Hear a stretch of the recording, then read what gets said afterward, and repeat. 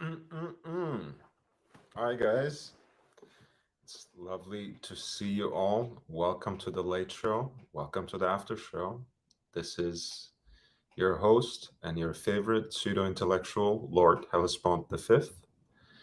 We're going to talk today about two tone watches. We're going to talk about our favorite two tone watches. It doesn't have to be a Rolex, although Rolex does a damn good job. It has a lot of icons, and I think they were also um, partially responsible, let's say, and at the forefront of bringing back some of the two tone flavor, which used to be associated with the worst part of the 80s, at least when I was still in college. I think the ultimate example would be, of course, the two-tone Datejust that Patrick Bateman is supposed to be wearing in um, in the American Psycho, of course. Aussie Expat, he's here. All right. Well, apparently the show didn't show up before I went live. It's strange, but anyway, it happens. So, as I was saying, the two-tone watches usually have been associated with the 80s. They were understood as an 80s relic, um, and really also understood to represent really the worst, most gaudy part of the 80s. Yet they seem to be experiencing quite a comeback more recently. And we'll try to look into some of our favorite examples. They can be vintage, they can be contemporary, they can be luxury brands and capped and rolled and plated for all I care. All I want to see is two-tone watches. Yes, Aussie, I saw the screenshot. If it doesn't show, it doesn't show. I don't know what that's about. Sometimes they the video posts on the YouTube account the minute I'm done with the show. Sometimes it takes minutes and hours for it to get posted. Um, sometimes it shows immediately as an upcoming show with a reminder attached and whatever else. Sometimes it doesn't, at any rate. I don't know. So we're talking about two-tone watches. Let me check that out, Aussie Expat. I know when they first introduced the two-tone Submariner, that was 1984. Um, the the rumor is that there were some 1680 two-tones, but supposedly those were watches that were configured at individual dealers. There was, of course, a two-tone GMT before that, and of course two-tone Datejusts. And when they came out, I think quite early on, to be honest. Let's see.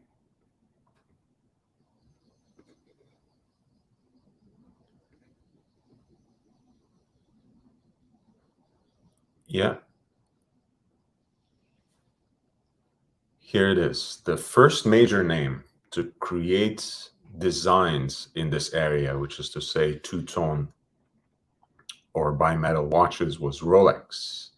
Their long rectangular Prince watches. This is the first iteration of the Cellini Prince that made a comeback and that was discontinued once again more recently, were some of the first whist watches to get this bimetal treatment. The diversity of designs found within this range was indicative of the times. Indeed, the roaring 20s were responsible for disruption in a number of areas. God damn, some purple prose there. A lot of filler, fluff, and flannel, just like two-tone watches, guys. So, like 20s and 30s, actually, originally. But I think already in the 40s, they must have had some sort of two-tone Datejust, I'm assuming.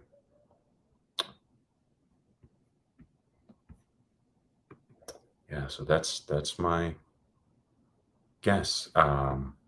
Let's see. Thank you, Corrado, for letting me know. Yeah, not. Can you hear me now? Is that better? Is the audio better? Basil's Bezels. He's impatient. He says, "Show me the two tones." So I'll start with what I'm wearing now. I'm wearing the root beer. I'm wearing the Clint Eastwood. I'm wearing the Mocha GMT, whatever you want to call it.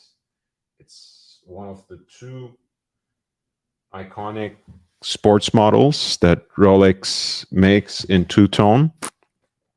Of course, as we mentioned, for better or worse, the two-tone Datejust is always a classic. I was paying my friend Nazareth visit today earlier in the cigar lounge, and he was wearing his good old trusty two-tone Datejust that he got in the 80s. No coincidence. But in our community, especially since we're so obsessed with Rolex watches, with sports watches, inevitably that's the conversation that comes up. The Bluesy or the root beer. Of course, there are always other contenders. The two-tone sub, the Bumblebee, so to speak, always has a respectable position. There's a new heavy hitter in town, of course, in Sea Dweller 43, in two-tone, in steel Rolesor. We'll take a look at all of those. Jake Brooks, LHV. Hey man, JB, it's so nice to see you. Yes, that's a good call, by the way, Bezos. We can pull that up, the Tridor, the tricolor, tri-metal president's watch, or date, rather. I guess you can call it a tritone. Why not? For those of you who may not have seen it or who can't visualize it, let's pull up an example. They're really an acquired taste. I don't think Rolex makes them anymore,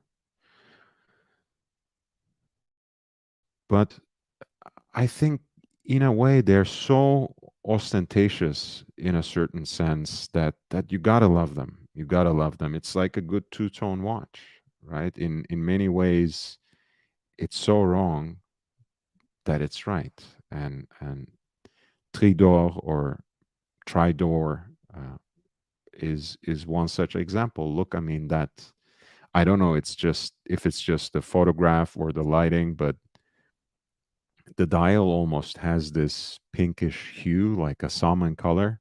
I'm pretty sure it's just champagne, but it looks like that, right? Which of course contrasts or plays along really well with the yellow gold of the bezel, of the fluted bezel, and then of course the outer parts are executed in white gold running through the center link, along with two stripes of yellow and two stripes of pink gold.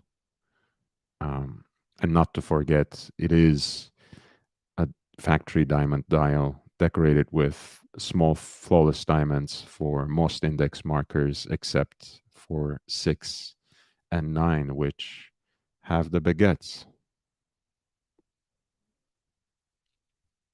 Yeah, and this is a reference 18239B.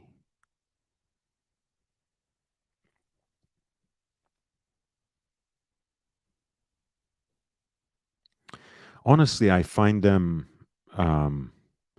I find them more attractive than the bark finished day dates. Honestly, um, they can be really attractive, especially in good condition, man. Bezos, thank you for the nice words. Uh, Corrado Galizia says it's so easy to choose between the Bluesy and the root beer, whichever you get a call for. Hey, I don't know whether he was offered the root beer, but I know that our friend Wristwatchholic recently got a call, and he did take a photo with both the Bluesy and the root beer. Whether the root beer he was holding in his hand was for sale at that time, I don't know, but he did go for the Bluesy, and I think it was the right choice, especially for him. If you have seen Alex's collection, he has an entire sub collection of blue dials going on that are really, really beautiful. I will actually pull up his Instagram to check it out. And ultimately, that's one point that we can, I guess, take into consideration, right? Whatever um, Corrado's quip is, I think, great, right? Whichever you can get at retail. But the other consideration can be, hey, whatever really fits into your collection.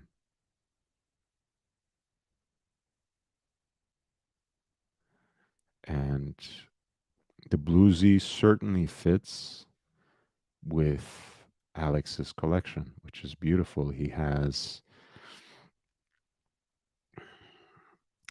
his overseas with the blue dial. He has his Bluesy.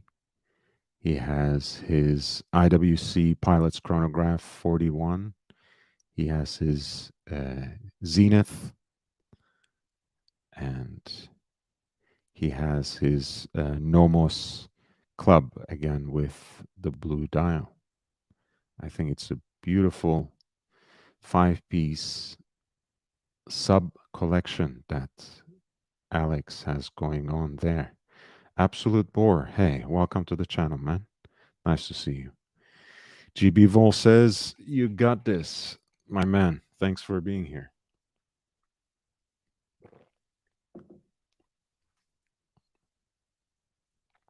And quite frankly, having tried it on, um, having actually put on Alex's Bluesy, I have to say, in terms of the contemporary iterations, in terms of the contemporary lineup, my vote would be for the Bluesy as well. I really think that um, the GMT Master 2 that we call root beer today should should have been made with the chocolate brown dial that you can see in the Yacht-Master two-tone.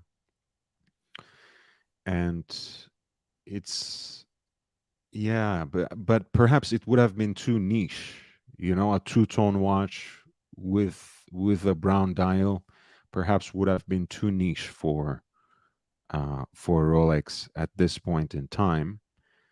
Uh, Perhaps that's the reason they went with a black dial. But I think if I were to choose between these two current models, I would have gone with the Bluesy as well. I think it's a beautiful watch, and I do like the proportions of the new 41 mil case as well. I think it's really beautiful. And Sparkle says 126613 LB Bluesy is a sexy Rolex. Absolutely.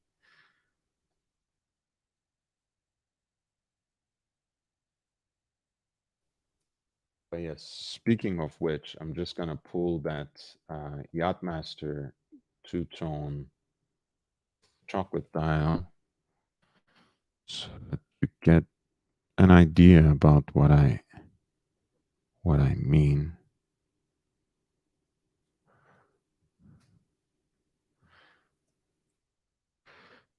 Do they still make it? Do they still offer it in the current lineup? Let's pull it up.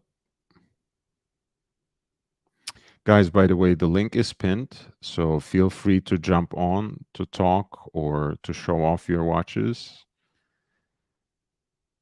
Let's see. Material. We go to two-tone, dial. Yes, we do have it. And size is of course, okay, 40. Yeah, I really think this dial would have made the GMT Master 2 as well. But ultimately, it could have been too niche, and they already have this Yacht-Master in a similar configuration. And I know it's a different watch, um, but yeah, I would say this is actually the closest thing they have to a root beer in the modern lineup. Of course, this is a Yacht-Master and not a GMT Master, so we are perhaps talking apples and oranges, but I think that's a beautiful, beautiful dial color. Although this one is also quite nice with the black dial as well. And as always, of course, you have a red line of writing there against the black Rolex dial. It's always very, very tempting. XR Money says, makes me think of very old sayings about wisdom, pure class. And I agree. Yes, it's wonderful. Some of the characters in the Archieverse. I wish I could say I agree so wholeheartedly every time someone says something. It's a nice mentality to have. Speaking of old sayings of the wise, it really exudes a certain kind of contentment. You know, I agree. Yes, and the modern root beer, of course, Mike the Snake Special, is right here.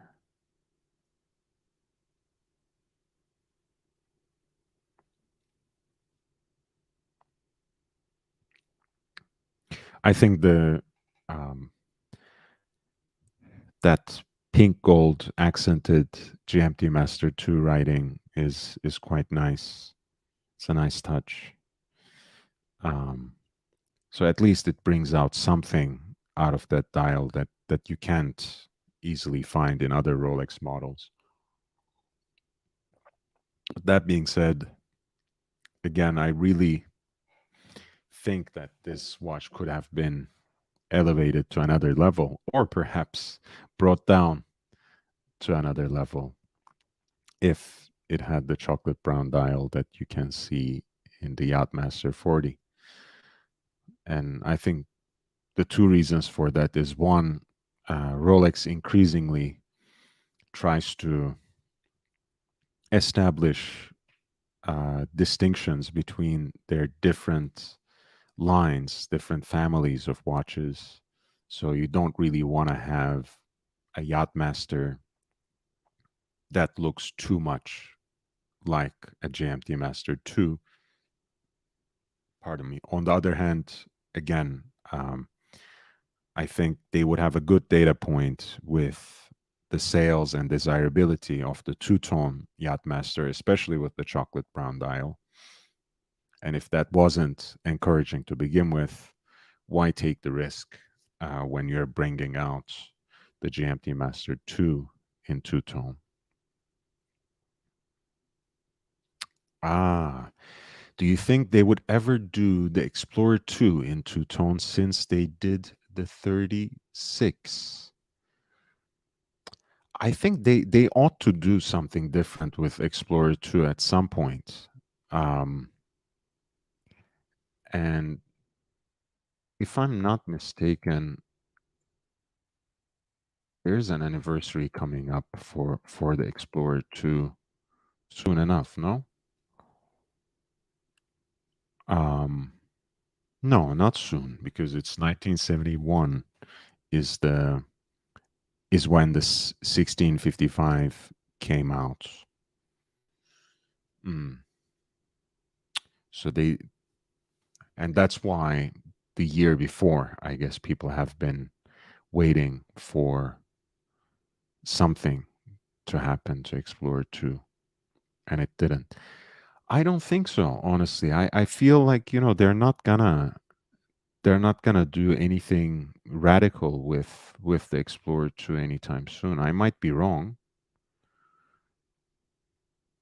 but I actually thought the two-tone Explorer 2 is a very cool watch. Um, yeah, again, it gives that watch something different, something that you can't find in an Oyster Perpetual um, 36, right? So I know they have changed up the dial layout in the Oyster Perpetuals as well, which again drives home the point that they are trying to establish more hermetic or airtight distinctions between different lines. But I think, as much as I like the four-digit Explorer, 1016, I've always thought there was something missing for me from the current lineup of Explorers, and this two-tone execution, um, I think gives it just a little more visual interest, to have that smooth bezel in a contrasting metal in yellow gold. I think gives the really cool and classy look, and it's 36 millimeters, so it's much less loud and a lot more subtle than a two-tone Submariner. Certainly, much more subtle than a two-tone Sea Dweller. Um, Man, I mean, it's like 3, 4 weight divisions below. So, but that being said, I think this is certainly a watch that punches above its weight. Paulwy says, upvote. Hey man, I dabble in the dark side, but I have not yet been turned. There's still good in me, Paulwy. You can Perhaps you can still save me, but thank you for your support. The original OC. Good evening. A couple of non-Rolex references I like, which are two-tone. The Omega Seamaster Heritage on the two-tone bracelet and the new Zenith two-tone Chronomaster Sport. Let's start with that.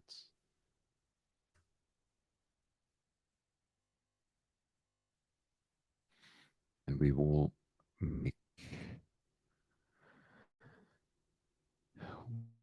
make a U-turn back to the Omega Seamaster. Mm. Oof. Too much. Too much going on. OC, love you, man, but this, I already get irked in a certain way by the tricolor subdials of the Zenith El Primero.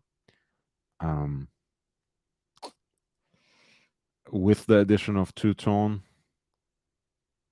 I think there's just too much going on. Forget about the bracelet, before, and I actually like the bezel and and the pushers and the crown in that pink gold, but with the hands and the star and the index markers or the loom plots, it's a little too much for me. Um, I wish they had um, they have gone with something more muted in terms of the subdials. Maybe even something that just one color, maybe all gray, perhaps, or even all blue could have been still legible. Would still contrast with both the main dial and the hands. This is frankly a little too much for me. I mean, even here, it's there's just too much going on the dial.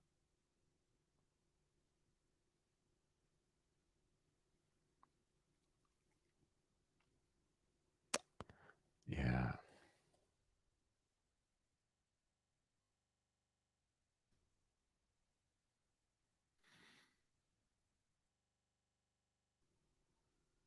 Mm.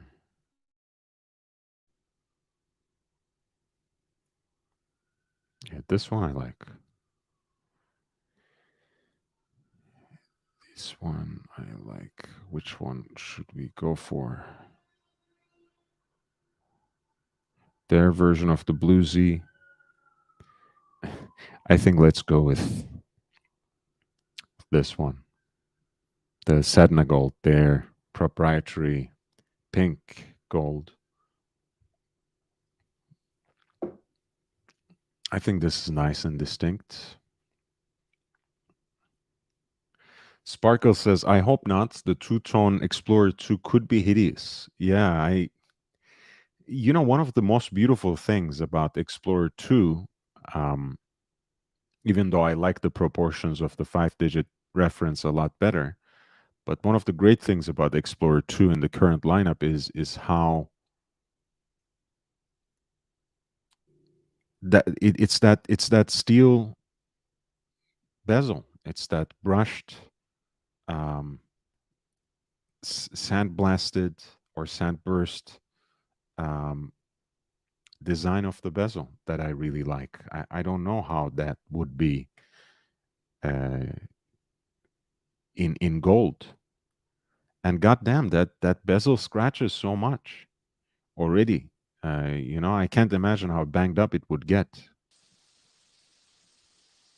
Smoking Joe, how are you doing? Ah, it's gone pear-shaped, Lord. It's gone pear-shaped. What happened? What you have news for us? I do. Quite frankly, What's that? Lord, You're wearing I a fucked hat. up. I fucked up. I bought a shitter. I bought a shitter today. S- So Garbage, you so nasty, vicious garbage. so it was so bad that they had to give you a hat to chase you away. Is They that what did. you're They did saying? exactly. Exactly. I had to buy an undesirable date just. Oh my god. That's like the cam special, right? It is almost, except it's in the men's size. That's beside the point. But it's garbage. It's garbage, Lord. It's garbage. Did you throw it Undesirable. did you throw it down just now? It's not desirable. It's not Housefield Sports. Are It's not a you root beer. It's not a are you drinking bluesy. tea, Earl Grey? What are you drinking Yes, there? it's very diluted tea. But it's not a Submariner. It's not it's not Explorer 2. It's not desirable. It's not luxury, Lord. It's not Mm-mm. luxury. It's garbage. I love Christopher Negroni's comment. He says, "Don't let people tell you it's a shitter, Meech. That's ridiculous."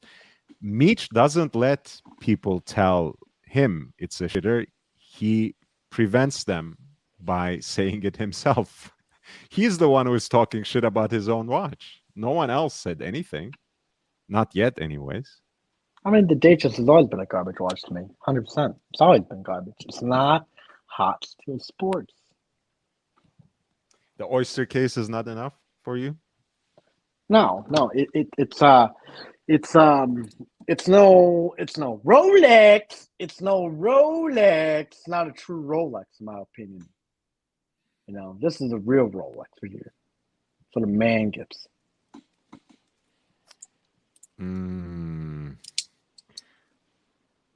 I mean, look, what do you want me to say? It's it's a 41. You said they just 41. Yeah, it was a 41. Yep. I mean, it's a nice watch. Wear it in good health, man. I like it. I always liked Cam's Datejust, which is better proportioned than the 41, which is oversized. But it's quite all right. But his still. is in the infant size. It's a 31 mil. It's not even on the ladies' side. It's a 31 mil. Excuse me, Lord. I gotta flip my patties real quick. Okay. Take care of that. In the meantime, Christopher Negroni says it's a Rolex. It's a pretend Rolex. It's a pretend. It reminds me of Lolex's story, actually. You know the origin story of Rolex as a villain? Apparently, I do not know, actually. Well, in a family gathering, I think at that time he just had an Oyster Perpetual of some sort, and they were talking about someone else and their Rolex, and someone said, "Oh, Rolex has a Rolex," and his father turned to him and said, "That's not a Rolex." Ooh. I might be summarizing it a little too quickly and maybe missing some nuances, so we will have him tell the story at some point. It reminds me of do you know who Ric Flair is, right? Yes. And then there was this wrestler who in the NWA it's like a step below the WWE. I think his name was Cool J or something like that. Okay. And he would do this perfect impression of Ric Flair, and he was a colored gentleman, but he would just be spot on with it. I remember the segment where they're going back and forth between each other, and Ric Flair says, "Let's see your Rolex. Let's see your Rolex." He takes off his day date and he's flashing around. And this, the guy who's impersonating Ric Flair is wearing like a Datejust, right? He's wearing a Datejust two-tone. And he takes it off, and Ric Flair's like, "That's not a real Rolex. That's a fake Rolex. That's a pretend Rolex." Woo! And he fucking throws his day date at him. Oh, I thought that was funny. So what brand of tea are you drinking, Joe? It is it's an up and coming company. They use a turkey as a mascot.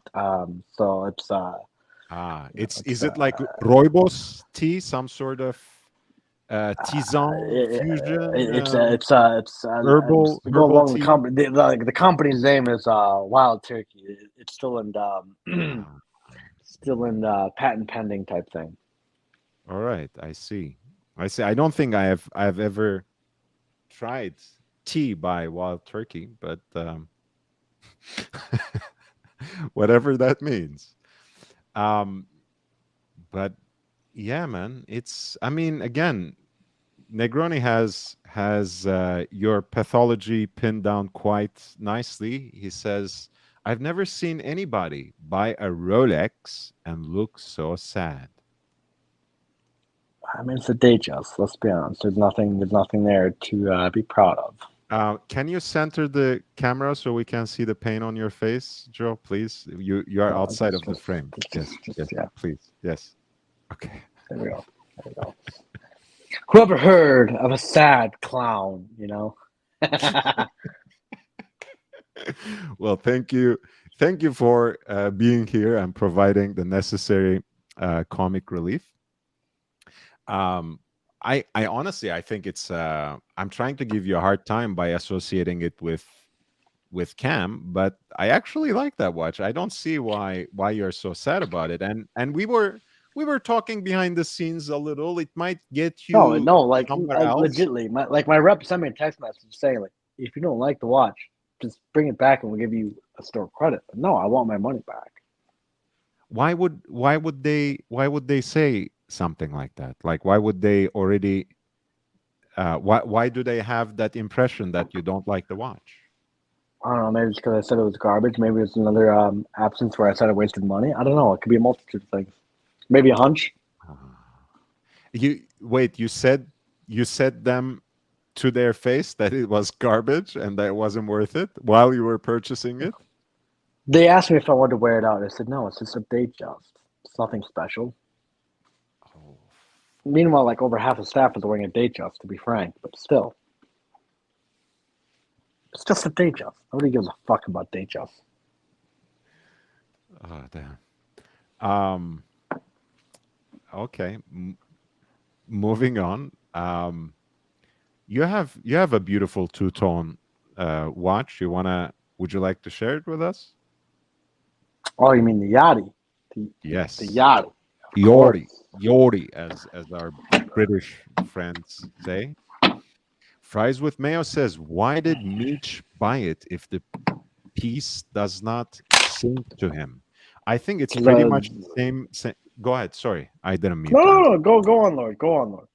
I was saying Zoom away. it's pretty much the same reason that he spent so much money in so-called gentlemen's clubs. But yes, please go ahead, Joe. Hey, at least with the gentlemen's clubs, I get laid. You know, I mean, at least I get what I want. You know, unlike a date doesn't deliver. But a two tone, this is a real Rolex right here. It's not like that garbage date just. This Ooh, is a real Rolex. it is a beautiful watch. I love it. I love it. And could you remind us why you went with the black dial instead of chocolate brown in this case? In general, I thought the black dial was a little bit more rarer to find than the chocolate dial. At the Okay. time, chocolate dial was fairly frequent. And now look, I love the chocolate dial. I've even thought about buying the chocolate dial again. But the black dial just seems a little bit more rare nowadays. And it still does to this day, in my opinion. But if you excuse me, Lord, I gotta flip my patties again. Of course.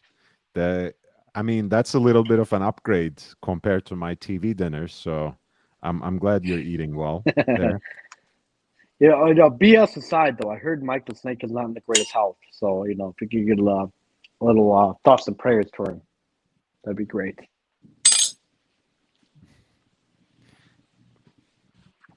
Ooh, Alan Gildo says two-tone bluesy mic drop.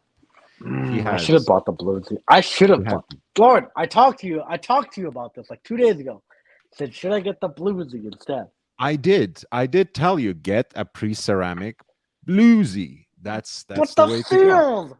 The fucking seals are fucking shots. The bracelet is jangly. It's like the TGV special. I have Exactly to how buy we the like it. movement first, then I have to buy the stem, then I have to buy the bezel, the period correct, crystal. Then I have to buy the period correct bracelet. And by that, all to save $50.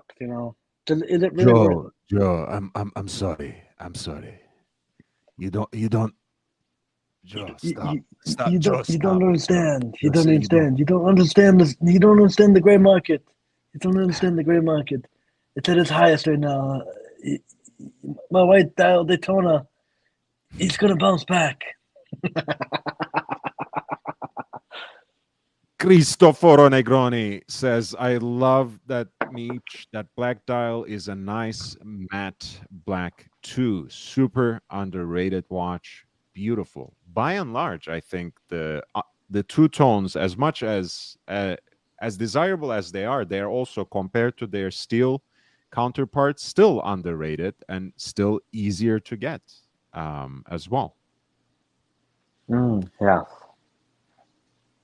I mean, even between the two yachties, I think if you were to walk into a Rolex AD and establish a little bit of a relationship, walk down that path, try to start on your journey, I think you would have a harder time getting, let's say, a rhodium dial Yacht-Master than a two-tone Yacht-Master.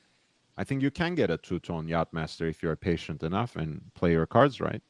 They're As your fairly. first one. I mean, you don't really have to jump on the wait list. You just have to wait. You just have to walk in at the right time. Two tones are fairly easy to get, in my opinion. Whether it be Sea Dweller, Yacht-Master, Submariner, you gotta wait it out. Especially nowadays, you can start to see more of them pop Yes. up nowadays. Just be patient. You don't have to jump on the wait list. Basil's Bezels says, I like the old Yacht-Master with the mother of pearl dial. Did they ever make that in two-tone, or was that a steel joint?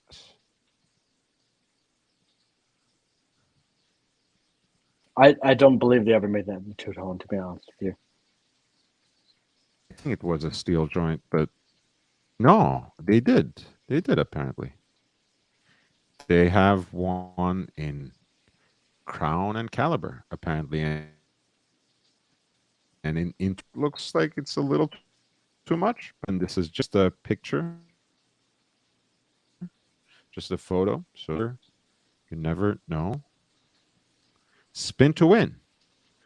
Spin it, Will. God Spin damn it, it, I Lord. hate Spin it. spin. Skit, skit, skit. All right. Well, Oh, geez, I that don't takes know. me back to my high school days. Yeah, that's a little too much. But yeah, respect Basil. I think mother of pearl dials. I mean, if you can get a meteorite somehow, I think that's like a more muted and still very nuanced version. I kind of like that, though I'm not too hot on that either. I think it's just a rarity that's a little bit attractive, but beyond that, it's not really what I like. I think Polar is the only white dial watch that I really like. For the Explorer 2, I agree. Like, the Polar makes sense for Explorer 2, but is it 15 grand worthy? Absolutely not. Is it 16 grand worthy? Fuck no. The Explorer 2, in my opinion, is worth 3 grand max. The 40 mil, the vintage style, not the new one, not the modern case.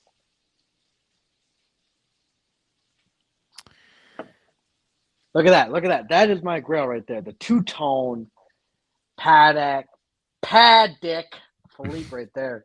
This George is a perfect Varghese fucking watch. comes in with the heavy hitter. Good evening, LHV and Big Meech. Patek Philippe 5980/1 Acier Rose 001 is the king of two tones.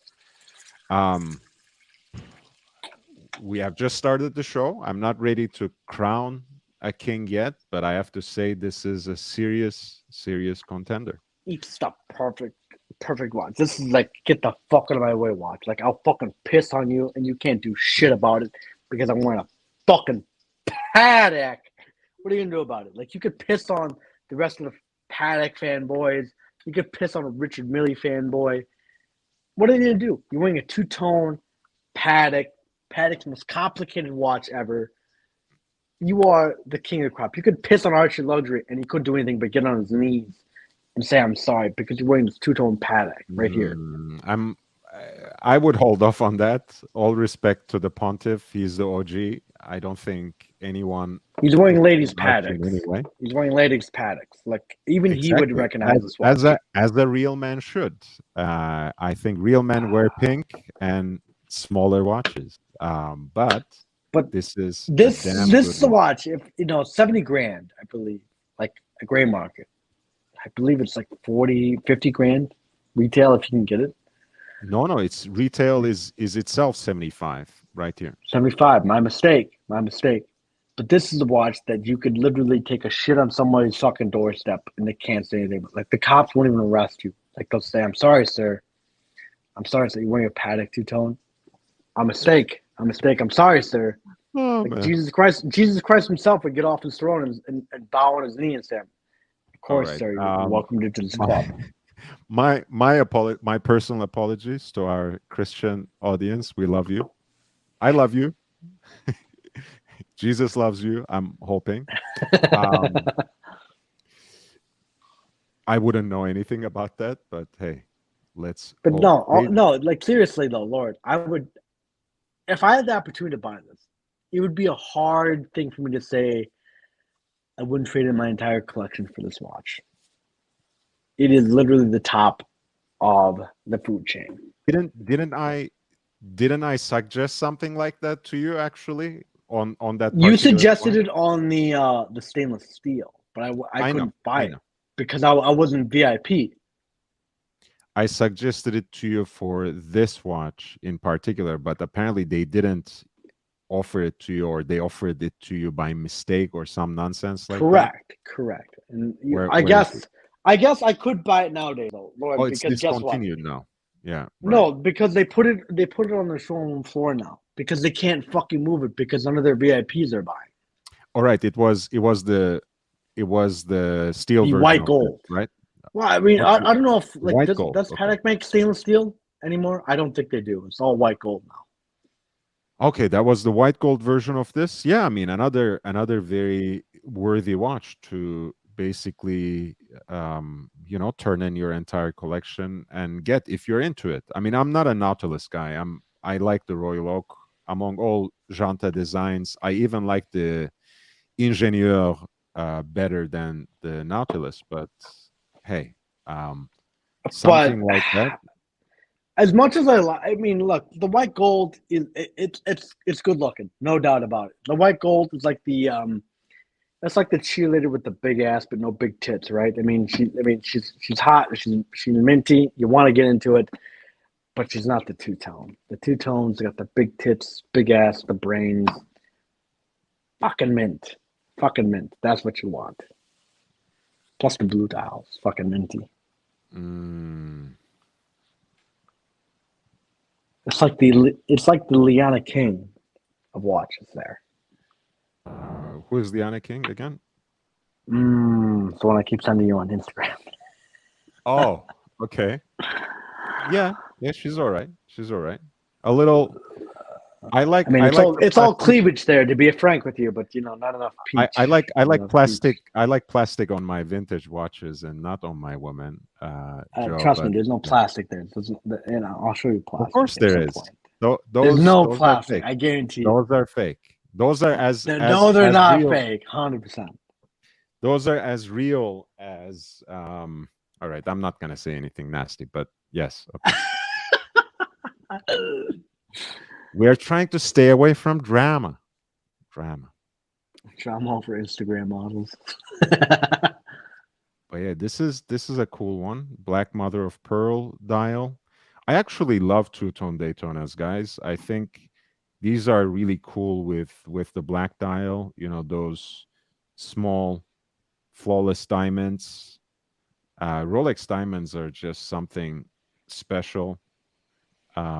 They do photograph well, but you would be even more impressed. Lord, I heard rumor that you were potentially getting another piece. Is that true? It might be. It might be. It might be true. What did you hear? I just heard rumor that you were potentially looking at another piece, potentially getting it at retail too. Oh wow! I hope so. I think that's we can pray on that. We can sleep on that. We can hope that is true. I think that sounds like good news to me. Exactly. No, 100%. I heard you tried it on. You said, "Ooh, not too tight, not too tight."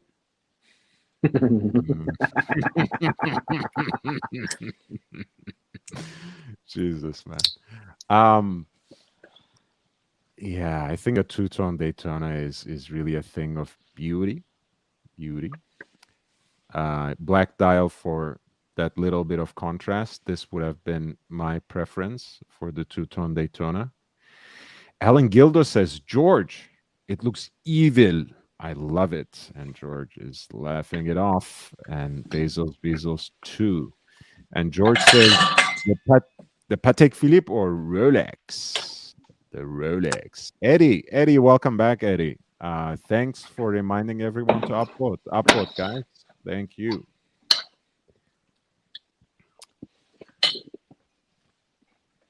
I think inevitably, I come to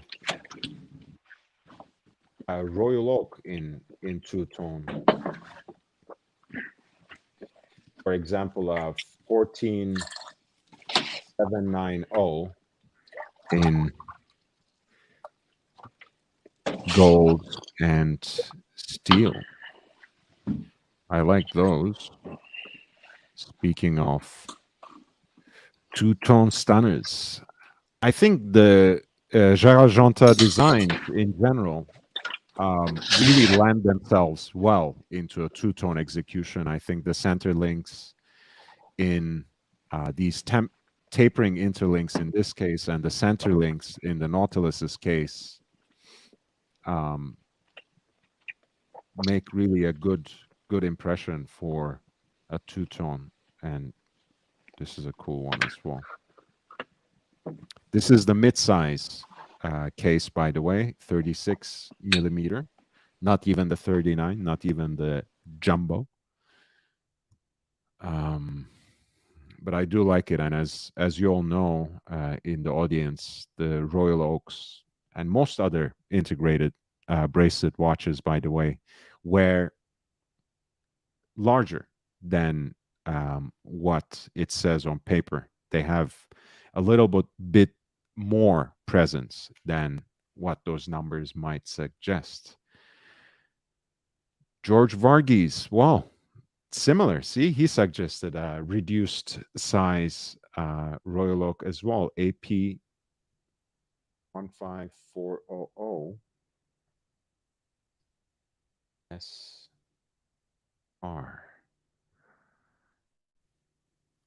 Yes. Yes. Yes. Yes. Absolutely. Absolutely.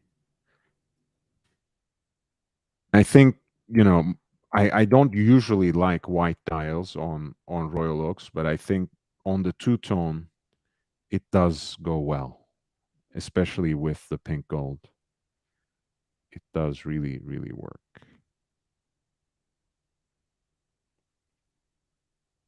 Beautiful. Well, that and it's AP, right? So like you can't really pick and choose. Like if AP were to give you the most undesirable watch ever at retail, you say yes, regardless. Yes.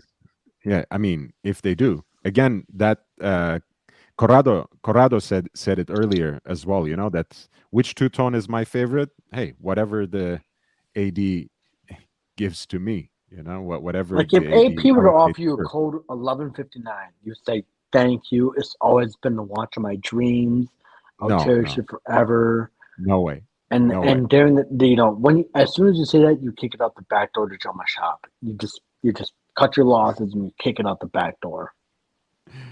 No way. I'm not buying a code 1159. With all due respect to you again, George, I love you, but that's really not it. But yes, they have a newer version of this as well, 15550 SR. Again, a combination of steel and pink gold with a white dial. Quite a gorgeous watch. And I think it has the new movement as well. Very, very thin, 37. Very, very cool. And this is this is also a 50th anniversary version, yeah? So yes, if for whatever reason they decide to give it to you this year, that's you get the tacky 50th anniversary rotor with it as well. 49's fine. Welcome back. Nice to see you here. Eddie says, Explorer 1 two-tone, amazing or overdone? I actually, um, Garbage. we did we did take a quick look at the two-tone Explorer earlier. Eddie, my vote is a resounding yes. I love it. For me, Don't listen to Lord Eddie. Eddie, it's the type of shit the AD kicks onto you to get you off hot and steel sports. All right, no, it's the type of shit that they want you to eat to get you off the come on, original come on, Explorer. brother. Come You on. want steel Eh, sports. Don't waste your time on two tone. You I want love it. steel sports. I love it. I love it. To me, look, the four-digit Explorer is a thing of beauty. It's one of the absolute classics of Rolex ever. I would rate it right up there with four-digit Submariner.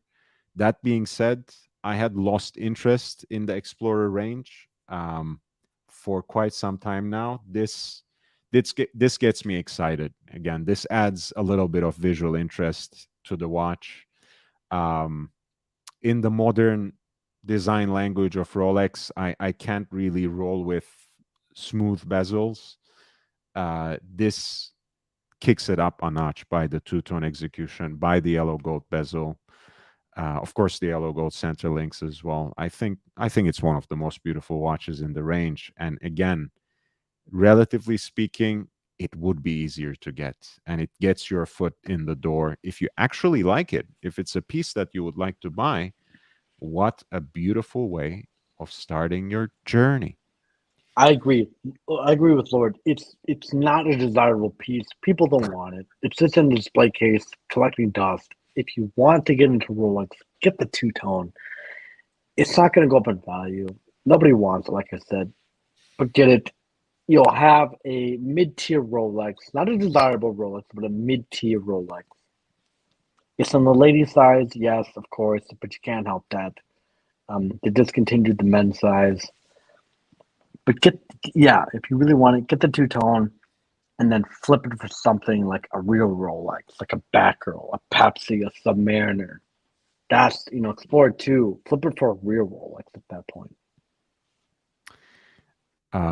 Alan Gildo says Explorer 36 two-tone. I think it's overdone. At best, a companion piece to the standard Explorer 36.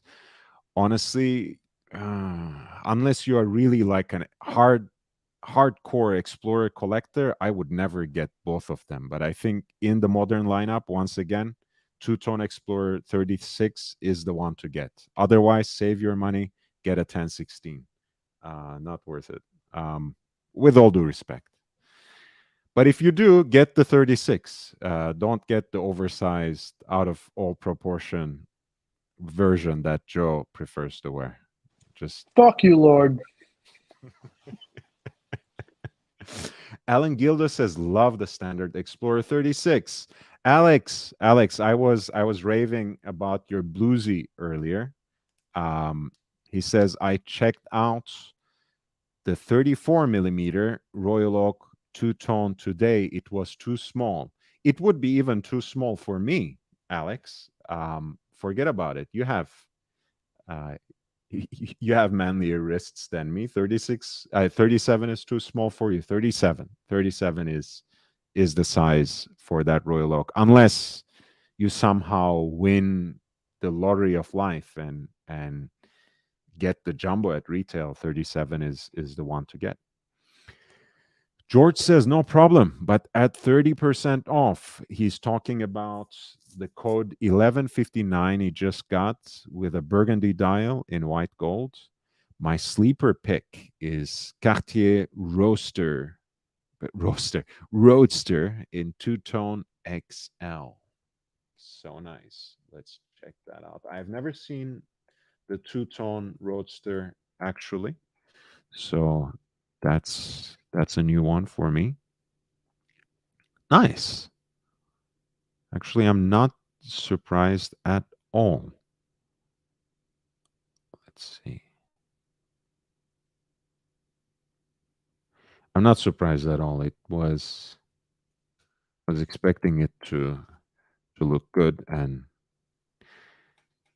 hey, I mean, anything that can benefit from this sort of contrasting bezel, I think is a good idea to try in two-tone as well. And this is what Alex says. Like it's the last decent Cartier ever built, quote unquote. Foti, the watchmaker. Mm-hmm. Okay. Alleged watchmaker. What does that mean, alleged? I mean, alleged watchmaker. What does that mean? I mean, to be fair, I mean, okay, no, okay, call me out if I'm wrong, but Alex repairs watches, right? He's not really a watchmaker, right? But I mean, There's a difference between the two. That profession is called a watchmaker. Is it like no? That would be like calling me if I do an oil change on a car. Does that make me a car maker or a car repair guy? It's not the same thing. I know some people. I know some people don't like Alex and they want to talk him down, but you can't. I know I'm not trying to talk can't Alex decide down. By no means am I not trying to talk him down. No, but you can't decide to change the profession's name just because you don't like the guy. I mean, that doesn't make sense. I like Alex. But like I'm saying, like difference between professions. So what do you call someone who repairs watches? He's certified, right? Basically, like a repair smith, right? Like it's like if you repair your clock, like I said, in the same instance, like a grease monkey who does nothing but changes the oil. Does that make him an engineer? I have never heard of. I mean, these are all horrible analogies. With due respect, Joe. I'm just saying, like if somebody just changes their oil every, if that's someone's occupation, no offense. But if that's someone's occupation to just change oil all day, does that make them a legitimate engineer? No, it makes them a grease monkey, right? I think it's an absurd parallel. It's an absurd parallel. It's like, look, I think it's like a cobbler. Your local shoe person can, if necessary, build you a pair of shoes from scratch. But they mostly specialize in repairing and resoling and shining shoes. But that's like saying my Subway guy who makes a sandwich is an official. Joe, I know you want to talk your bullshit, but let me finish my thought at least. He can actually make you a pair of shoes, but most of his time is spent shining, repairing, and resoling shoes. Alex is the same way. He can, if put in a pinch, because he has the necessary training, make you a watch from scratch with if he had the supplies, if he could source them for the rate that industrial watchmakers do, he could. But he instead focuses on repairing watches, and that doesn't take away from his skill. So a cobbler is a cobbler, whether he works at the corner store or at a bespoke shoemaker, because he has the same skills. Fair enough. But let me be clear. I support Alex 100%. I find him to be a very cheerful fellow and a very valued member of the community. Absolutely. I don't think that was ever up for question anyways, but I think people, I've seen people give this take, and I'm sorry, man, nothing personal, but I don't like it. No, I mean, no, like I'll call my Subway sandwich maker an official cordon bleu culinary artist at that point.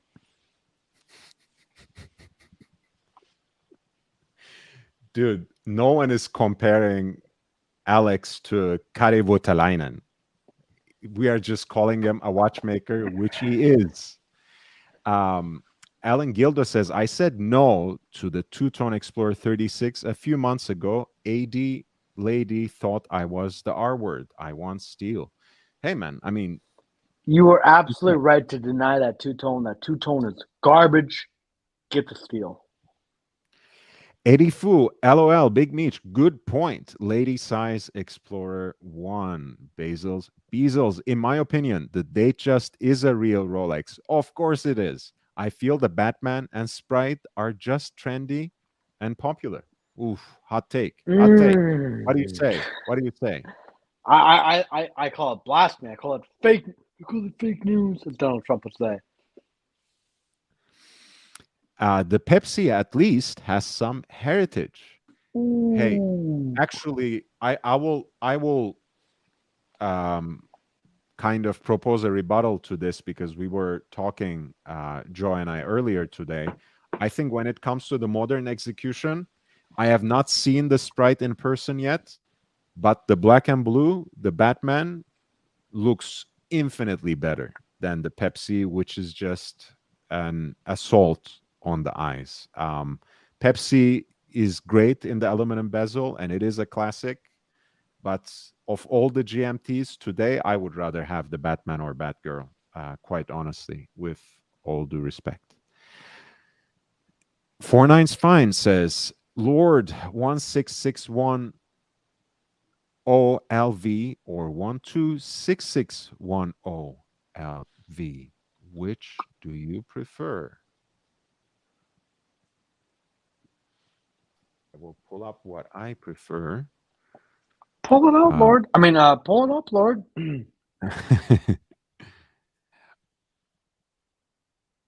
Honestly, I think, I mean, you get it right. I do prefer the Kermit. But that being said, the reason is not simply because I prefer pre-ceramic. Let me put it this way. If you gave me the third option, if you gave me the Hulk as an option, I would have chosen the Hulk because I think. What about the Starbucks, Lord? Let's make it interesting. The Hulk's too easy. It's a cop-out. What about the Starbucks? No, I mean that's the question I was asking. I think between Kermit and Starbucks, I choose Kermit, but not because it's aluminum. Because I think it's the Starbucks is a cop out. I think the Hulk, they should have leaned into it. I love the Hulk. I think it's actually not as loud as people think in most lighting conditions. Out in the blazing sun, sure, it does really pop out. But indoors, in most other conditions, it really looks like a Submariner, pure and simple. So between these two, Lord, I do prefer the Kermit. I don't mean to argue with you, but do you like this? Do you like the pre-ceramic, so to speak, because of the actual size, the dimensions, more than what you just stated? Well, I mean, you're asking a question that's like chicken or the egg, right? I can justify it in retrospect to you, and I can, like, I'm a self-aware person. I know part of my liking at this point in time for a lot of vintage models is because I feel they are the right proportion on my wrist. I don't mind branching out to certain watches that are a little larger, right? I'm really taken by that IWC Pilot's Chronograph 41, for example, which No, you looks, ain't. You're taken by the sales lady, not by the watch. You're taken by the sales lady. Let me finish my thought. No, actually, I went today. She was not there, and I looked at the watch, and I still loved it. So that being said, man, why are you giving me these dirty thoughts when I'm trying to run a live stream, Joe? I'm not supposed to be thinking about women at this point in time. Can you help me put this on? Can you help me put? Ooh, Yeah, I careful, mean, not too look, tight. I basically came of age with a 4-digit Submariner and the root beer on my wrist. So for me, that's a properly sized watch. Now, I don't have big wrists. I'm not Mike the Snake. But that being said, if I went to college and I was wearing Breitlings instead, um, I would probably be fine wearing contemporary Rolex now because I would be sizing down considerably from an early 2000s Breitling. Do you know what I mean? I Um, understand. I so for understand. me, Truly, I it's do. it's also it's a mental block a little bit because for me this sits just right. If I was used to wearing bigger watches, um, it would be we would have a different conversation. Right. Sparkle says Hulk is amazing. I love the green. Thomas Broadbent, two-tone 222s. Yes, two-tone 222s are actually quite interesting. Um, but of course, rather than steel and yellow gold at this point in time, they are basically executed in unobtainium because the prices have gone through the roof completely.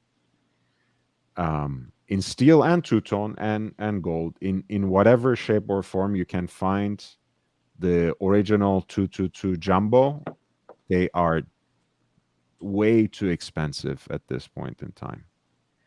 I mean, I would rather get, if you can actually access it, the new gold version at this point. But yeah, this is a very handsome watch. Again, the center links just work really well.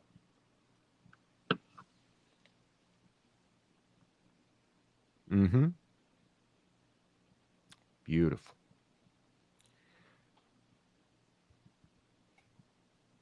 Four Nines Fine says, "Are you from the future, George?" Um, in 2015. Okay. Ooh. All right. We have missed a lot in our whole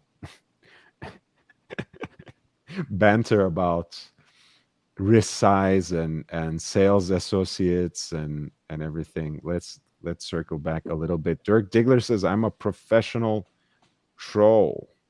Welcome back, Dirk. Nice to see you here. George says, "Eddie, I'll be receiving it tomorrow. Can't wait. This is the 11:59, right?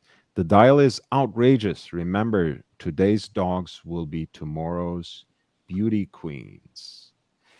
Hey, not the code 11:59, George. Keep dreaming. Um, not for me, anyways. Hey, they might become really desirable. I'm not a prophet. I don't know. Alan says, "Imagine if the Explorer text was in red." Hot. Damn. You're getting the Destro tomorrow, George? Or Sprite? Ned Flanders?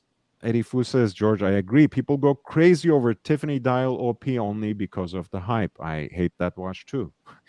That Burgundy 1159 is exquisite. Dirk Diggler says, "I'm a doctor because I took an hour online course from David SW, David SW, David SW." Dirk Diggler says, "Again, give me enough money and time, and I can take you to the moon and back." Is that what you say to the girls in the bar, Dirk? Four Nice Fine says, "Congrats on your new DJ41, Smokin' Joe." And Thomas says, "MD and PhD are both doctors." George, in 2015 or 2013, I don't know. Yeah, 2013, I got a Nautilus 5711 for about 25K. In fact, back in 2013, my Patek Philippe AD couldn't give the Nautilus away. Four Nines Fine says, "I like the older Pepsis. Buy what you like always," Bezos says, which is an advice that we love. Um, Hulk is amazing. I love the green. I do prefer the Hulk to both Kermit and Starbucks. Alan Gildo, I turned down a Rolex Yacht-Master two-tone on rose gold because I thought it was fugly. This was a year ago, and people thought I was crazy because they said I should have flipped it.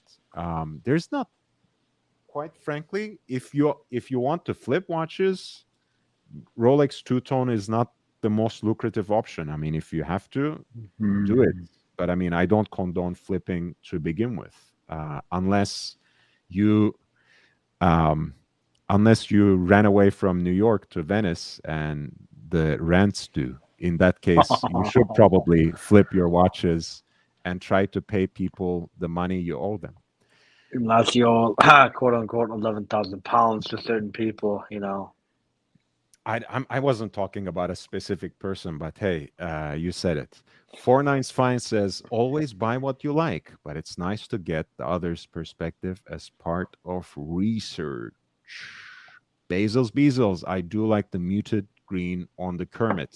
There are about five different marks, apparently, five different shades of bezel inserts, uh, which is something I posted actually on our Discord.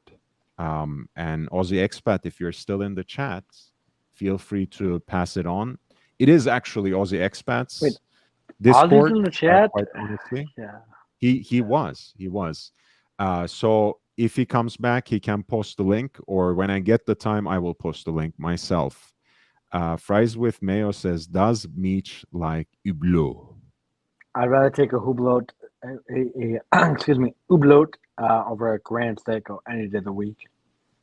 And Gas says, appropriately, "I love Seiko." What is in your collection currently? 49's fine. My Seiko Samurai is awesome, Gas says. IWC is short for I want crap. Hey, man, some people, Mm. we all have our favorite sex acts. So We all maybe have our I do. fetishes, right, Lord? And and George says, "You are better than that, LHV." Wow, that the second part really hurt. The first part I could take, but I'm not better than that. I'm a Lord, base, even if I beastly, decline petty IWC, human being. Tell her, Lord says hello. Gaz, I can take it surfing and beat the crap out of it. Hey man, I always take my Seikos to swimming, to the ocean. But I also just wear them all over the place, the gym, the streets, everywhere. Love them to death. Dirk says Mike had to buy extra links when he purchases his watches. Gonna go have to go surfing this summer when the waves pick up. Enjoy it, man. Enjoy it. George Varghese, 49's fine. I'm a peasant. You don't need to say that. I have an Omega Seamaster Professional 300, a Planet Ocean, a Zenith Chronomaster Sport, and a Milgauss. Had a Speedy BB58, just started 2 years ago. And that's a great collection. I remember you sending us some photos here. I like it. I like it. It's and you have your rite of initiation with the Speedmaster and BB58. You moved on to different pastures, so to speak, and that's the beginning of a great collection. Um, it's I mean, look, as a foundation, it's great. If you want to move a few pieces around and get something else, it's great. You have your daily daily diver in the Seamaster Professional. You have a more serious diver piece in the Planet Ocean. You have your chrono. You have your Rolex Steel Sports in the Millie. That's a great collection already. Um, Alan Gildo says two-tone Seamaster 300 rose gold and blue. I had pulled up the rose gold and black, but let's pull up that one. I think that's a winner too. Certainly a winner with the blue dial. Um, yes, yes. I think pink, gold, and blue just go really well. And this is a titanium with, yeah. So this bimetal is actually titanium and pink gold, and this is the blue dial, right? I'm not mistaken. Or yeah, it is blue. Hey, I think this is a cool watch.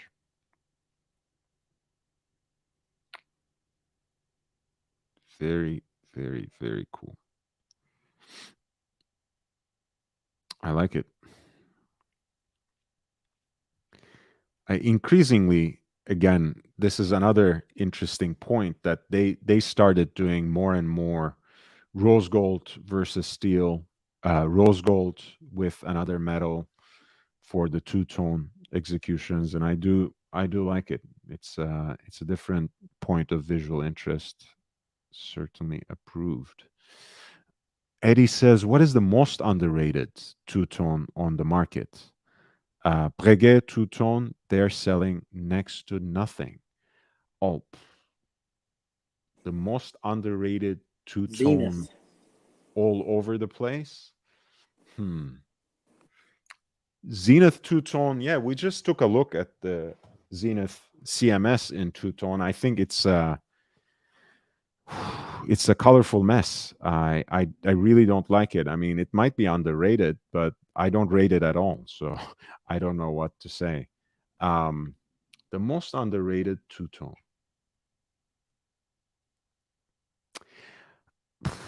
I will go with what I know best. I think the pre-ceramic bluesies are still a great deal. I would go with something like that. If you want to go truly underrated, um, for the longest time, Tudors. the two-tone pre-ceramic GMT Masters used to uh, trend over the root beer, and then they were caught up. And nowadays, they are actually significantly cheaper than the root beers. So that's a good deal. Whether you're into it or not, I don't know. But overall, my preference for two tones in the secondary market is a pre ceramic bluesy. That's what I would go for. Specifically, pull it up. You don't have to go too far down the line, quite frankly. I would go with something like this. You don't have to go too far back, I want to say. Yeah, go for 16613. And a lot of these blue dials um, either have turned outright purple or they do take on this royal purple hue from certain angles and in certain kinds of lighting. And I think that gives it a really nice touch. Um, so this would be my suggestion, and they're still, relatively speaking, they're not cheap anymore as they used to be. Remember, the Pontiff always tells the story of how when he got his about 10 years ago when he got his reverso grant date, with the same money he could have bought a bluesy, and the reverso grant date is basically still the same money, maybe slightly cheaper even, whereas the bluesy has practically doubled. So they're not exactly cheap anymore. A pre-ceramic bluesy 3, 4, 5 years ago was a genuine steal. Nowadays, it's still a good deal. Libro Grande says, check out Grand Seiko Rare Two-Tone SPGH 254. Yes, sir. This is very nice, and I'm sure it will get Joe very excited.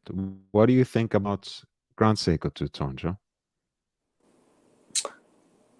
I would rather buy a Gerard, Perigal, or Bell & Ross at full retail price than buy this dog shit. What would I do without you, Joe? Thank you for being here. Happy to be of help. Hey, I like this better than their all steel watches for the most part. Look, I think there's something to be said about Grand Seiko. In many ways, I think they're still underrated because they do make beautiful watches. If you just focus on the case, for the most part, I think the bracelets are a little bit of a letdown at that price point. For me, it's as a fan of Seiko, as a fan of Seiko prospects, as well as and Presage, it's too much of a leap of faith and too much of a jump in the price points for me. The Grand Seiko, I would rather get something else at that price. I would rather get, as I mentioned, IWC, George, um, and yeah, that's my thing with Grand Lord, Seiko. But this is just nice. admit it. It's just a Seiko. It's just a Seiko. Overpriced Seiko. Say it with me. Say it with me. 1, 2, 3. It's just a Seiko. But if it were just a Seiko, it would have been appropriately priced. That's the appeal of Seiko. No, it's because Seiko realized that they're fucked up and nobody's buying their Presage line, so they have to put grand in front of it to make it sound luxurious. Dirk Diggler says, Gaz, if you go surf with your Omega, and he has had a recent experience, we're talking about Double D, I heard about that. make sure the crowns are tightened. George says, 49 is fine. Those are awesome watches. My first watch was a Movado, followed by a Citizen, then a Rado. Keep them all. I'd rather, yeah. You know what? Citizens actually makes a great line of watches that rivals Grand Seiko. It has the Small same G, lots of polishing. Small G 2002. Hey, man, I stream every day basically. I don't know, maybe some people try to make it a secret for you, but I'm here every day and you're welcome every day, but it's nice to see you back. I'm here every day. And in fact, in June I have some surprises up my sleeve, so keep checking the channel. Dear landlord, Dirk says the check is in the mail. Man, it's arriving next week. Oh my God! Wow, JB, that's very, very, very generous. Thank you. Um, I misunderstood um, what Dirk Diggler was saying and checked my mailbox, and there is actually a PayPal contribution from Jake Brooks. So I appreciate you, man. That's very, very, very generous. Thank you. 49's Fine says, George Varghese, thanks, man. I'm glad you kept those considering your collection. How long have you been in the hobby? I just have to be patient and eventually build my collection. 49's Fine, your collection already shows patience and growth. So just keep taking your time, keep making educated choices, and eventually you'll be there. And the funny thing is, ultimately, there's always that one watch we all are chasing after. That it comes with the territory. That's the best and worst thing about collecting watches. Even people who have immense collections, like the mother lode of Rolex, of Patek, of perpetual calendars, of integrated bracelet sports watches, even they always have that one more thing, one more watch in their mind. So the chase is never gonna end, unfortunately. But if you take your time, if you make considered, educated choices, you'll not regret it. 49's Fine says, Meech, did you sell your Grand Seiko? Absolutely. Got rid of that fucking dog shit. 49's Fine says, to George, your gold Speedy Racing is fire. Yeah, that's a beautiful watch. Eddie says, Big Meech, you bring great energy to the stream. Yes, absolutely. We are like yin and yang, man. Positive vibes. I'm low energy. Joe is high energy, great energy. I'm like I'm like the Grinch, and Joe is your jolly Santa Claus, and I'm yeah. It's great to have Joe. It's great. George says I started in 1986 with a Swatch Halley's Comet version. However, seriously started in 2006 with a Rolex GMT Master 2 Pepsi. Great points for beginning, both of them. Messaging matters. Root beer. It's not even a fair fight.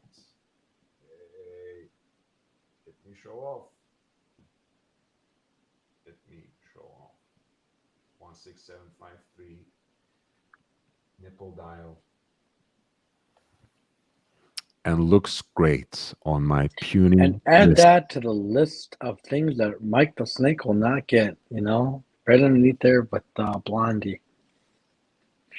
Well, Mike the Snake deserves a better root beer than this and a better woman than Blondie is my answer to you. Drop a link for Four Nights Fine. Hey, the link is pinned, guys. The link is pinned up there for the stream, but please do join. Do join, my friend. I'm posting it again. Dirk Diggler, I just started my collection and I'm an avid Invicta collector. Wonderful. Four Nights Fine. I'm in bed watching the stream right now. It's midnight here on the East Coast. Hey, you don't have to show your face as long as I can see that you are Four Nights Fine, man. No worries. But you don't have to join today whenever you feel comfortable. My bad, George says, good night.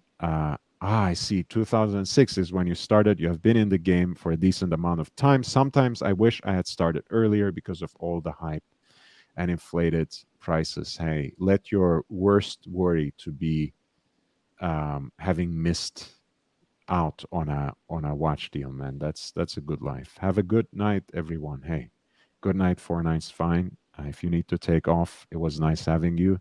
Gas says, I just literally realized my bracelet had an extension, something like a wetsuit. I didn't realize until now.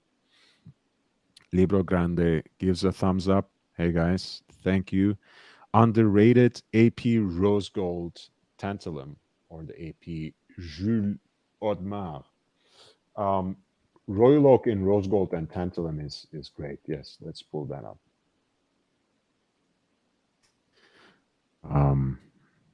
Let's see.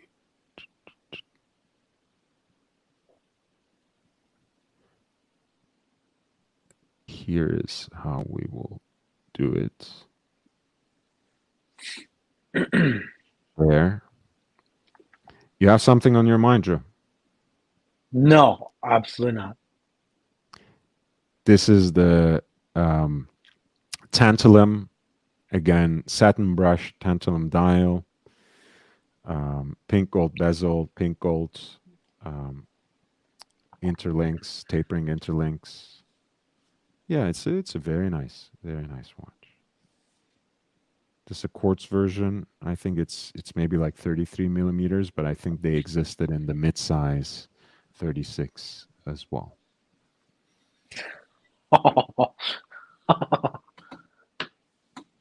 Love my Seiko Willard, Ellen Gildo says, wearing it now. Messaging matters. Meech bringing the excitement to the stream. A little outrageousness is a good thing. Yeah, and it's better than me talking to myself. It's certainly better than that, but most importantly, again, yin and yang, man. It's good to have Joe. If you had someone as boring as I am, someone right like someone like Swiss. Swiss is great. I love Swiss. All right, fair enough. I'm not gonna say anything. I'm not gonna say anything on the air.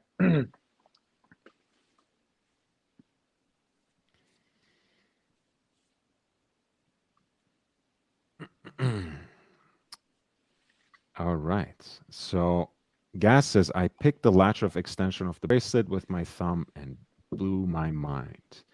Lord and Joe equals Biden and Trump. Low energy, high energy. Hey, I don't It's gonna be huge. All right, it's gonna be huge. I'm gonna make it. I don't want to somebody be else pay for it. I don't want to be associated with Joe Biden. I'm sorry, man. But yeah, I mean, it's yeah, not a bad analogy, but please don't associate me with that guy. The children would pull on my legs, the hair on my legs when I was in the swimming pool. And come on, where am I? Where am I? Is it time for a nap yet? No, I mean there's just so much that I don't like about so many different politicians, but Joe Biden might just take the cake. I Honestly. remember when George Bush, no, it'd be George Bush, not George Bush Senior, but George Bush. After 9/11, there's like this video of him at the golf course. And he's like, we will not stand for terrorism. We will stand up for America. And like he ends it like, now watch this drive. And he hits the golf ball for like a 300-foot drive. I don't know. I just thought that was funny as shit. He's trying to be like serious, like lead the country, and then he's like at the same time like, now watch this drive. Yeah. The gentleman who runs the cigar lounge that I go to sometimes and where I get my cigars wears a two-tone Datejust that looks very much like this, although it has a blue dial rather than champagne. This isn't too bad. Is this quartz? No. This is not the quartz. This is just a very early, 70, 78, 79. This is the earlier. Like there are a few versions of this case that are actually with the automatic movement, and this is one of those. It looks good. Looks good. George, Mike the Snake has a better chance to get Blondie than a root beer. God I was damn. laughing at that earlier. No comment. Messaging Matters says, I like to bring a Seiko dive watch as a second beater watch when traveling.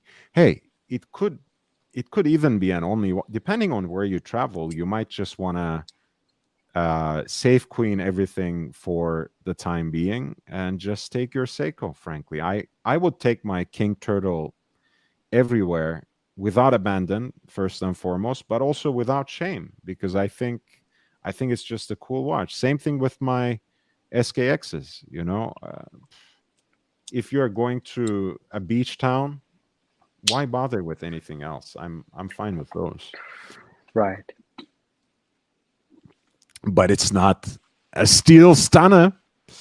Ooh. Gaz, I bought a good Seiko diver as my first watch until I get something nicer. Hey, they always work. They work even when you get something nicer. A Seiko diver is always a Seiko diver, and I think it always has its place.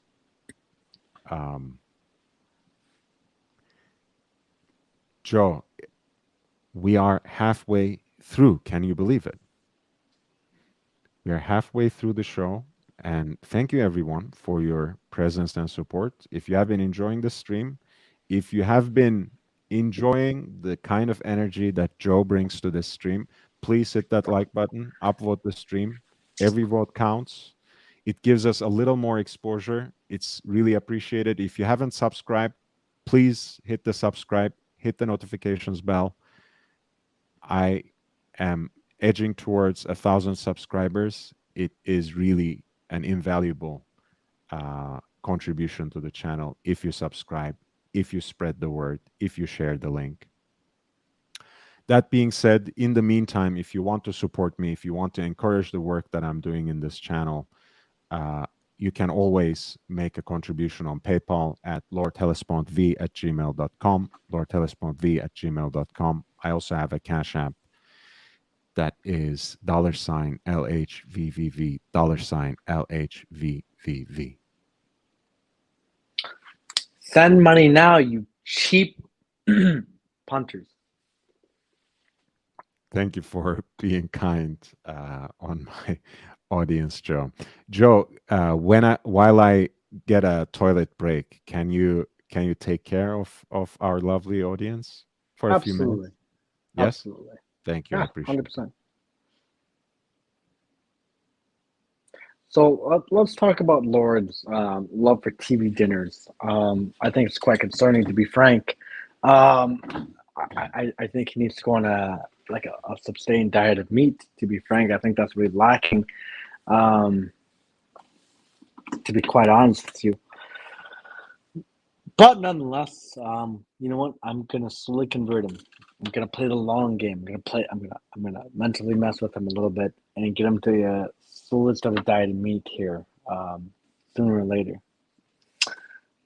Is Lord taking a Tim? Ooh, some would see it that way, I guess.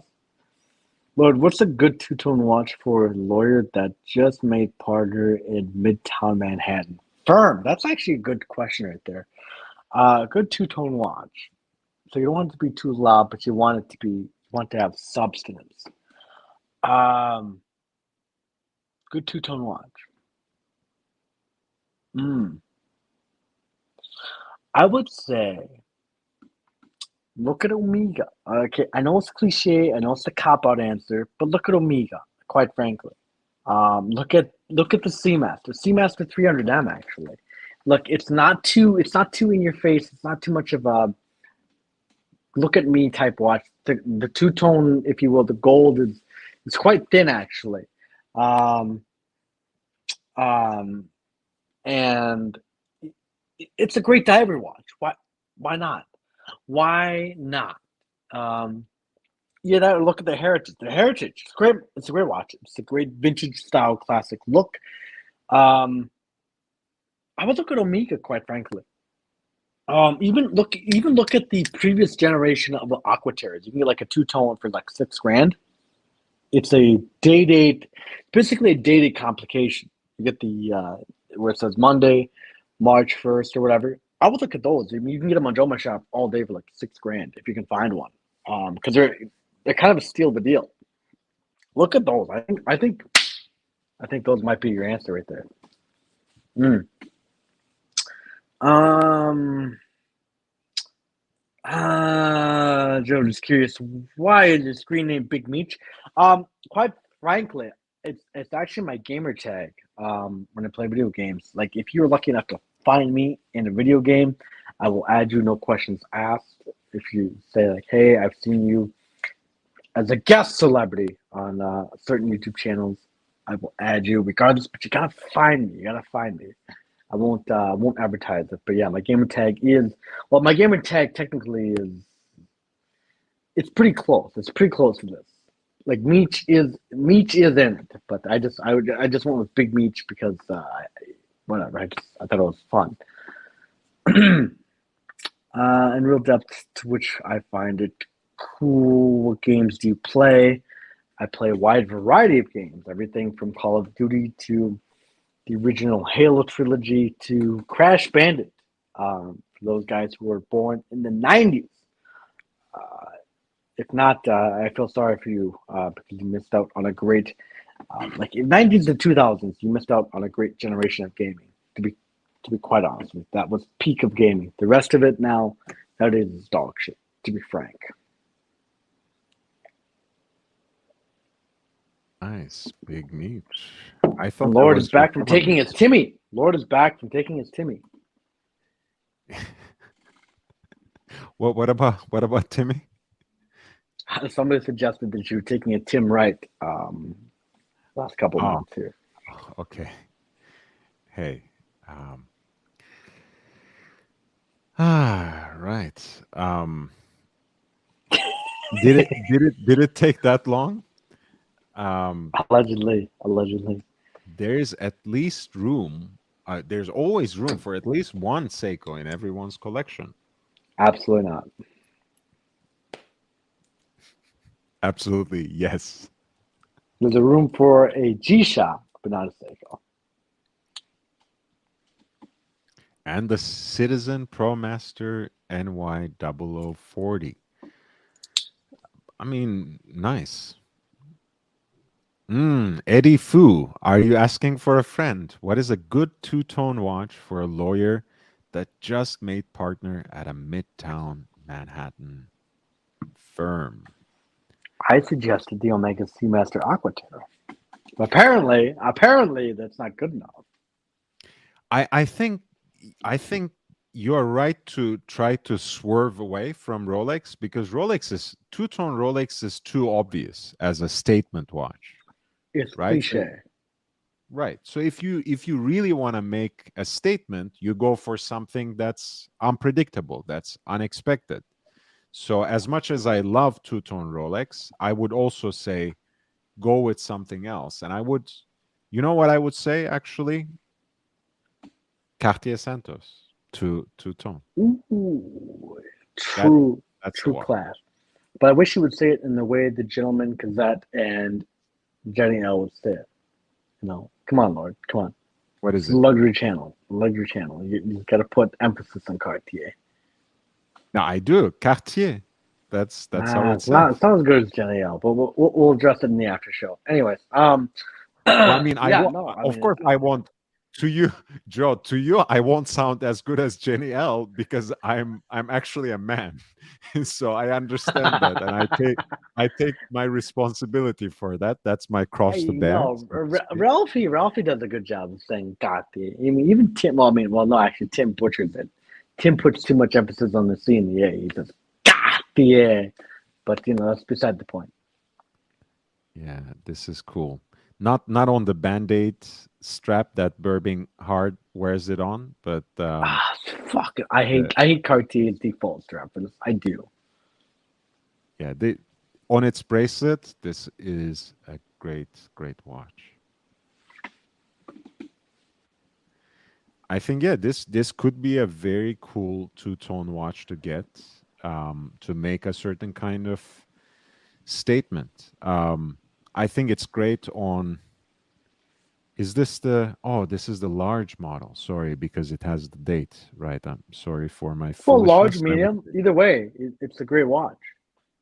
Of course, but I think well, I don't know about Eddie's wrist size, but for people like us, Joe, I think medium is it for this watch. No? I'm not going to argue that. Not one bit. And honestly, I do prefer the dial configuration on the medium because I don't think we need the date. Hey, especially if you have made partner in a law firm, that's it. You have arrived. You don't need to care about the date. Get the medium. Actually, date function, if you're going to be a lawyer, date function is a must. Yeah, I like it. I like it. Don't, as your extra bracelet, don't get the Band-Aid colored leather band. Don't go adventurous. Get something like this, classic black croc or I dark wish brown. Cartier would let you choose what leather strap you could get. Like, you're already dropping that much money in the first place. I wish they would let you choose the strap, but they won't. I think at least on the online store they do. No? I don't know about the online. I won't speak for the online, but when I bought from the boutique, they told me like, no, it comes with this is the strap it comes with. You're stuck with it. You will enjoy it. Fascinating. Fascinating. They should. They should. I mean, it's a luxury brand. They are supposed to cater to you. But JLC does the same shit though too. Like they won't let you choose the secondary strap. It's either like, oh yeah, like so if you bought the brown strap, you get the black strap by default, and vice versa. They won't let you choose the strap, no matter how much money you spend. Look, I mean, by the way, Dirk, if APs were still accessible at retail, I would say yes, Royal Oak two-tone as well. But Royal Oak two-tone in the secondary market at whatever size at this point, it's a lot of money. Even if you have made partner in a law firm, that's a lot of money to drop on a single watch. So I would say Cartier Santos medium. That's my suggestion to Eddie Fu. Alan Gildo, my friend, had like 6, 7 designers watches in his collection, and my Seiko diver blew it out the water. Hey man, fashion watches are not even a comparison to Seiko. Seiko has its own heritage. Seiko has been doing divers since late 60s. Seiko is always a respectable watch. It always is going to be. And Joe is gonna be Joe. He's gonna disrespect Seiko. Don't mind him. That's his shtick. It's all right. Because it's fucking true. Excuse me. Yes, two-tone Daytonas. I love them. Even with, not even actually, with the racing dial. As you know, it's no longer available in the lineup. With the racing dial, I love them even more. For example, let's see.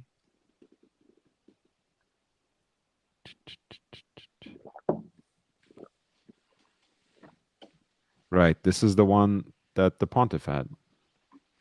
The two-tone with blue dial. Ooh, racing dial specifically. It's all right.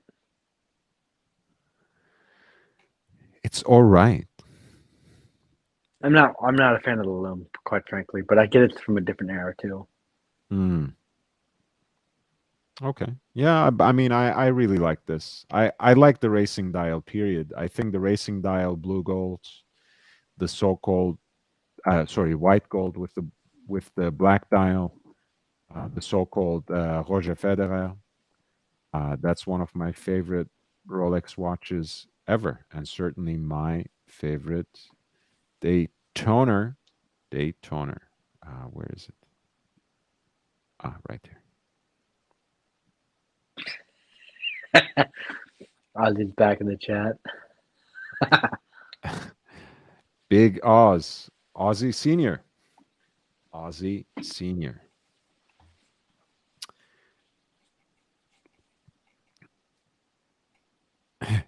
Dirk Diggler says he's a partner. 11K is what he makes in 2 days. Hey, it can be, but then again, you know, Humble yourself. Humble 60, yourself as a partner. 60 $75,000 for a single watch is a lot of money, no matter how much money you have. Even if you're a billionaire, that's a lot of money to put on a single watch. It is what it is. Gas says, I only own one watch, and that's a good choice to have it in Seiko. Eddie Fu says, Big Meech, Omega, Aquaterra, two-tone, find me dead. I won't win any case in court. The judge just tells me, client, your lawyer is loser. All right, fair enough. Go big or go home. That's what he's looking for. Go big or go home. Bezos says, but I want that you will enjoy what you get. You will enjoy this. Aussie Expert says, I showered with my watch. Now I got soap residue on my Tudor. How do I get it off? The Arabics on the racing dial butch up that TT Daytona a little bit. Messaging matters. I made partner at a law firm. It depends on how secure the lawyer is. Inversely proportional to flexing. Very nice. All right, so say you want something better than me. All right. I hear you.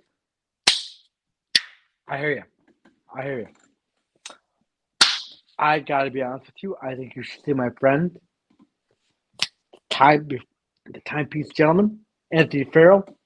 He'll hook you up with the two-tone Gerard Perigo.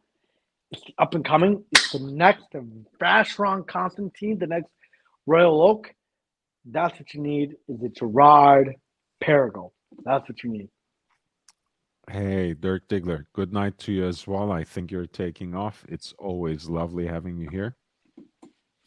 Thank you for your contribution and your interjections, man. Thank you as always. Mike David says, who's bagging Seiko? That would be Joe. For the money, Grand Seiko smashes any date just for half the money. Oh, that's coming directly at you, Big Meech. Listen, Respond. actually, you know Respond. what? You know what? You know what? I gotta be honest with you. I gotta be honest with you. I think Grand Seiko is better than the Datejust. I do.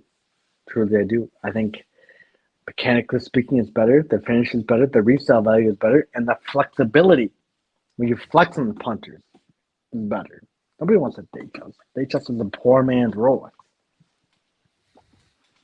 It is what it is. Well, at least when you get the Grand Seiko, you can be self-righteous and you can fool yourself by saying I'm better than Rolex and Omega owners because I'm paying half of what they're paying.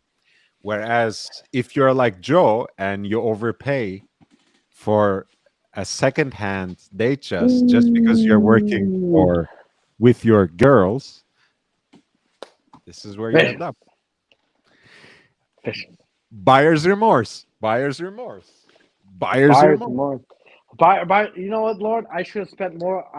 I should have saved the money and bought a new chair, Lord. It's gone pear-shaped. You know, it's gone fucking pear-shaped. Like a Actually, fucking pancake. I've seen pairs that are nicer in shape than that. But yes, that's a good way to put it. Gas says, I love divers and dress watches. And Mike David says, fair play. Hey, look, I mean, I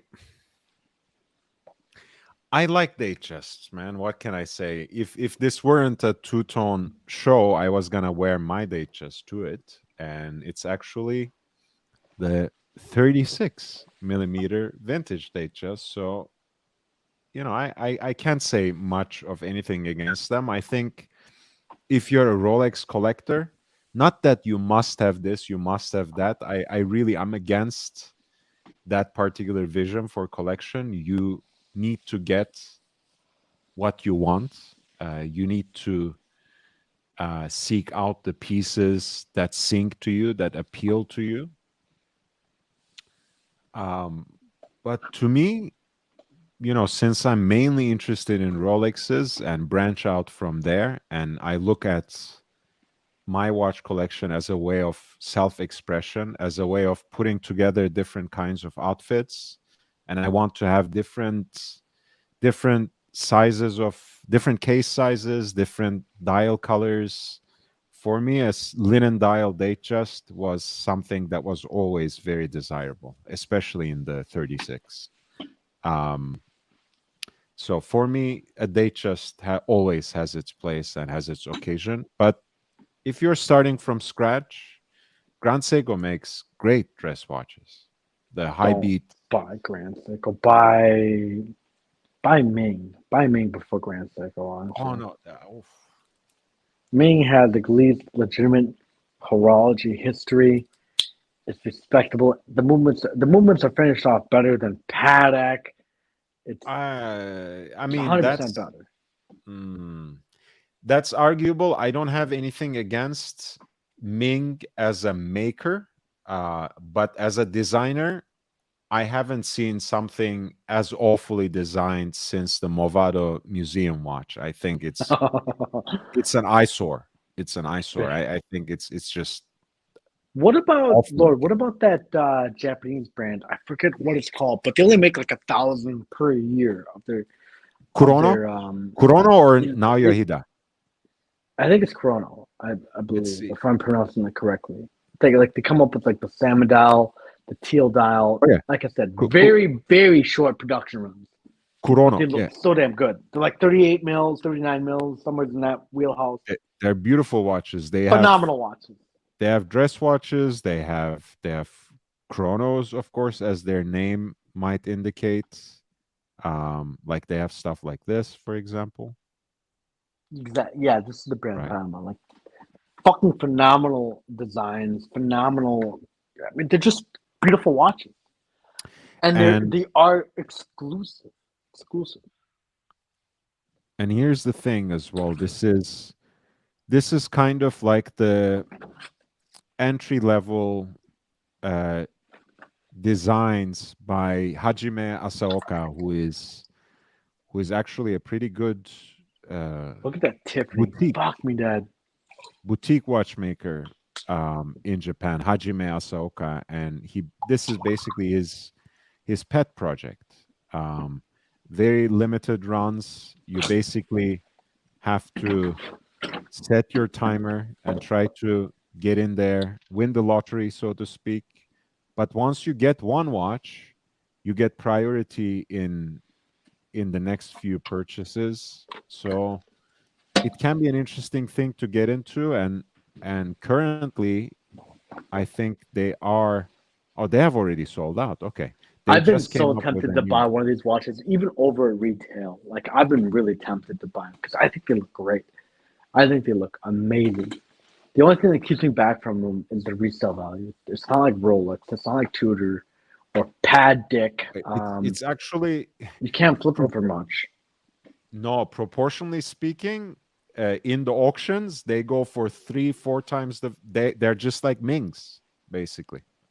They might not be horologically that spectacular. As far as I know. Oh, G'day, wait, gentlemen. let Holy me shit. wait. YouTube celebrity. Let me remove myself from this. It's a face. Hey, it's Tudor Tuesday, so we're not going to have a face-off between the manly Tudor and the womanly Tuesday? explorers. I mean, it's always Rolex, or technically just the shit of Rolex, to be frank. So honestly, the Tudor shit's all over this Rolex. There was an interesting forum post about Tudor, and someone, and I don't like the idea of you're getting Tudor instead of getting a Rolex. Most people don't buy like that; they get Rolex first. But someone said, like, deliberately saying Tudors are made by Rolex. I'm not too sure how untrue that statement is. I'm not sure. I mean, clearly it's different processes. They put less machine time into the different parts, but I don't know. Is it completely untrue to say it's made by Rolex? I don't know. I Well, really doesn't think. Tudor? Doesn't Rolex essentially prove what Tudor can and cannot do? So therefore, I mean, in I a don't think we way, even know what's happening there, do we? well, I mean, one would think so. Like that. Essentially, that's like, essentially that's the reason why Tudor can't bring back the Mercedes hands. Snowflake Submariner, right? Because Yeah. it would shit all over the actual sub. Yeah. People and they want will the never Tudor get as Submariner. close to like a Chrono Sport. They'll never make anything like the Zenith Chrono Sport, like that close to a Daytona.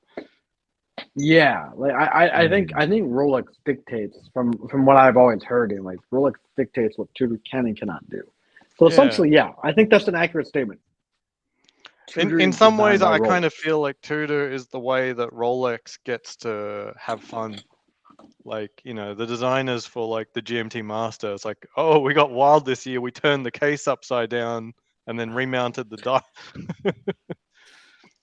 Yeah, it's Tudor is where Rolex lets their hair down or something.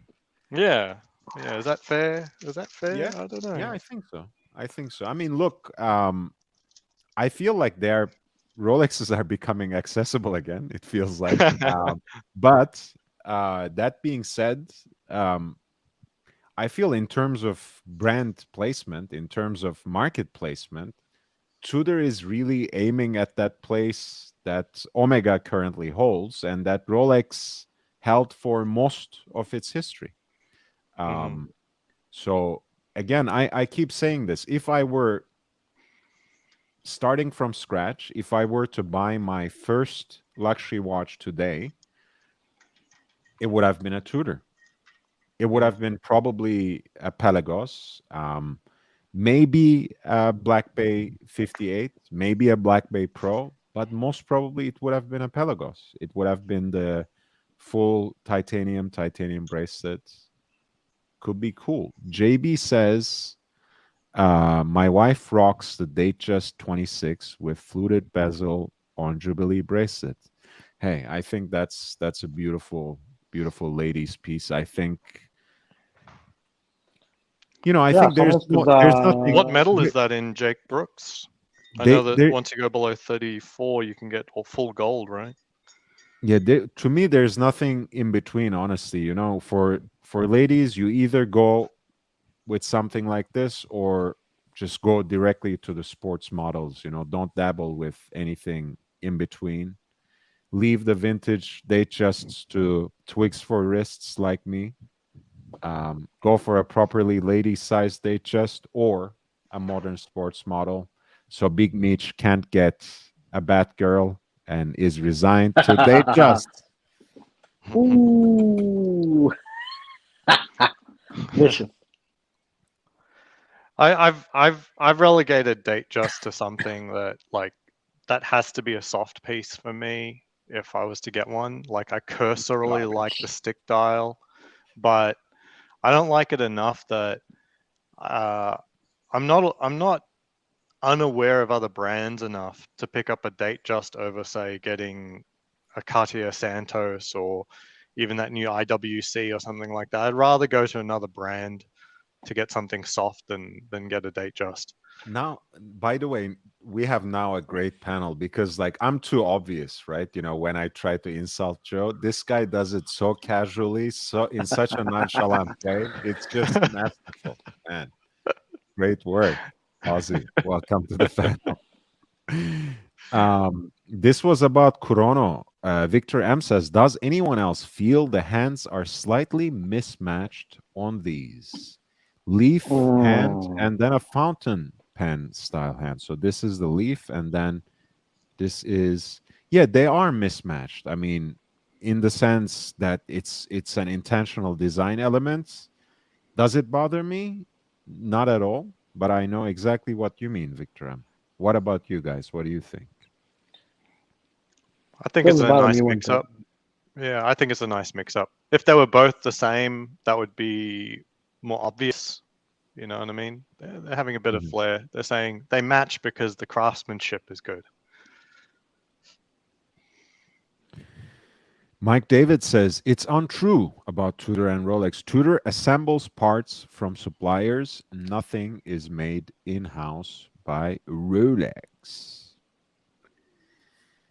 Gaz says, if I could do one or done, I'd be content. This is about watch. Hey, one and done has been tried unsuccessfully by many collectors. I think most of us are already bitten by the bug.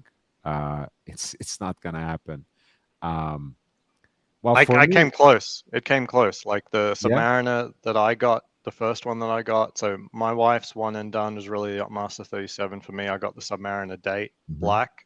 It was enough. I told my wife, look, we do have a quote unquote relationship now, but ultimately we don't need to play the game. I'm happy with the sub, and I think you've got a great choice in that Yacht-Master, and I don't think we need to go any deeper. Like, I'm happy from here. There's no real reason to go any further.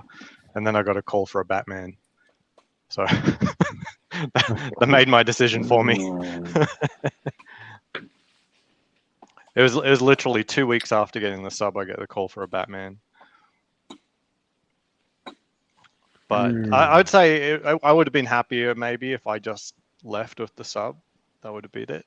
I could imagine being happier. And hey, I like thinking that one watch guys, one watch people are happier, but I'm suspicious of one watch guys in the watch community. I feel like, if you're spending so much time, so much energy on YouTube talking about watches and you have just one watch, no matter what kind of watch it is, you are probably itching for something more or something else, another watch. Otherwise, why spend so much time thinking about watches and horology? You are probably asking for something else somehow. But yes, I mean, look, for generations, that's how it was. At most, our fathers and mothers had one or two pieces, one for everyday wear, one for special occasions. That was at most it, or it was just one piece. Every day, wind and wear.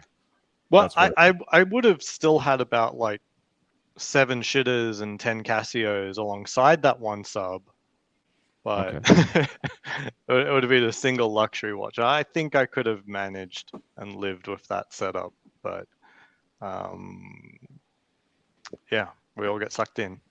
I think my dealer knew what she was doing. Like, it sounds like that was a really nice thing to do to say, oh, you wanted the Batman, right? Oh, that's what you wanted. Yeah. That's your real grail. It's like, okay, how about I'll hand this to you 2 weeks after this one, and then it was basically a watch purchase every single month since. Wow. I mean, you gotta grease those wheels too to keep that relationship alive and well, I guess. So, Absolutely. yeah, I mean, even to the point that you might have to get a second hand. They just Oh my god! I'm not gonna hear the end of this. I'm gonna get rid of this fucking watch as soon as I can. Shit you not. It's garbage. Garbage.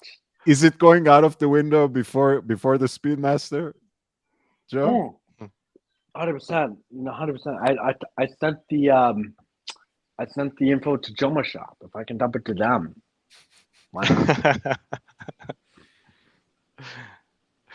not? Gas says Patek or Rolex or Patek or Rolex of the Holy Trinity. Well, I mean, look, the Holy Trinity, of course, is an internet, like it's a digital born native, digital native term, right? It was actually something that our ancestors in watch forums had cooked up. It was a funny way of referring to the so-called big three, Audemars Piguet, Patek Philippe, and Vacheron Constantin. It's, but like all fictions, it has a basis in reality. These are the most dignified heritage brands of Swiss luxury watches, and they have a certain horological pedigree. They have always been markers of status. And Rolex, for a good chunk of its time, maybe until like mid 60s, was kind of a connoisseur's, something of an everyday man's aspirational watch. Omega was the one, was the sports watch, and also certain dress watches of people in the know, people who knew better, right? The kind of like our Grand Seiko guys today in the community who say, yeah, I have a watch that's even better than yours, and I only paid half the price. So, but yes, so Holy Trinity being fully made up as a term still usually refers to those three. And you add Rolex, and some people say Big Four, and of course there is A. Lange und Söhne. I would add Lange before I would add Rolex to it. There is F.P. Jean, there is Philippe Dufort. There are all kinds of different brands that all have their own niche. So it's hard to shrink them down to just 3 or 4 big ones. I mean, that's why I'm not a one watch person, right? If you let me be, I'll find something to like about just any other watch that comes my way. So it is just how I operate. Messaging Matter says, I guess the NYC partner might logically go with Patek if dressy is the preferred style. Absolutely. But he did ask for a two-tone watch, and the two-tone Patek is quite difficult to get. That's Nautilus Chrono 5980. It's a very difficult watch to get. Certainly not your first watch from a Patek dealer, for sure. Gas says, I'm itching for other watches, but I'm going to take the watches I've had in the past for sentimental value. Good point. Libro Grande, show new watch, please, Meech. Yeah, let's get some close-ups. Look at Joe's face. He's not too happy about this. It is what it is. It is what it is. I think it's a pretty garbage. Garbage. That's a nice configuration. Very sporty. Undesirable. Not luxury. Not hot sports. Well, Not Hot Steel I Sports. don't quite understand why they're not back in the case yet. They have been sort of quote unquote orderable for new customers for quite a few months now. I'm not exactly sure what the hell the ADs are doing, but look, either way, that's I do like the Oyster. I do like the smooth bezel on the 41 there. Mm. But how do you feel like? Is this just an Explorer 39 with a date complication to you? I mean, it's so. To me, it's just a pile of shit that I had to buy to get moved up the list. Honestly, if I'm being frank, I mean, that's what it is. Do you trust this AD? I do, for the most part. I do. Okay, because 1 month to the next, their memory is like a fish. Well, no, because even long if story mine, I'm probably not going to buy anything unless I see a Rolex on the same Right. receipt. Long story short, though, like they felt like I was about to get this watch for 10 grand even, like on the nose, right? I was overpaying for this pile of shit in the first place because they wanted 13 for it originally, and I talked them down to like 10.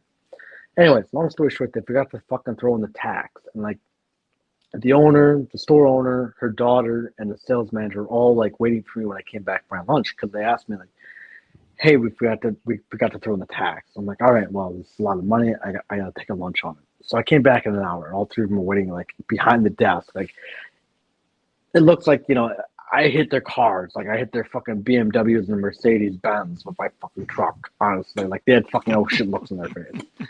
And they were waiting, like the tension was so fucking like someone she could cut it with a fucking butter knife. And I said, yeah, I'll take it. And then like you could tell that like they did a sigh of relief, like, oh my god, thank God, he's buying this piece of shit from us. Fucking hell. But I said like, hey, this does not replace the fucking Batgirl. I made that point. Yes. Like, Tim Wright of timwright.com. Guys, check him out.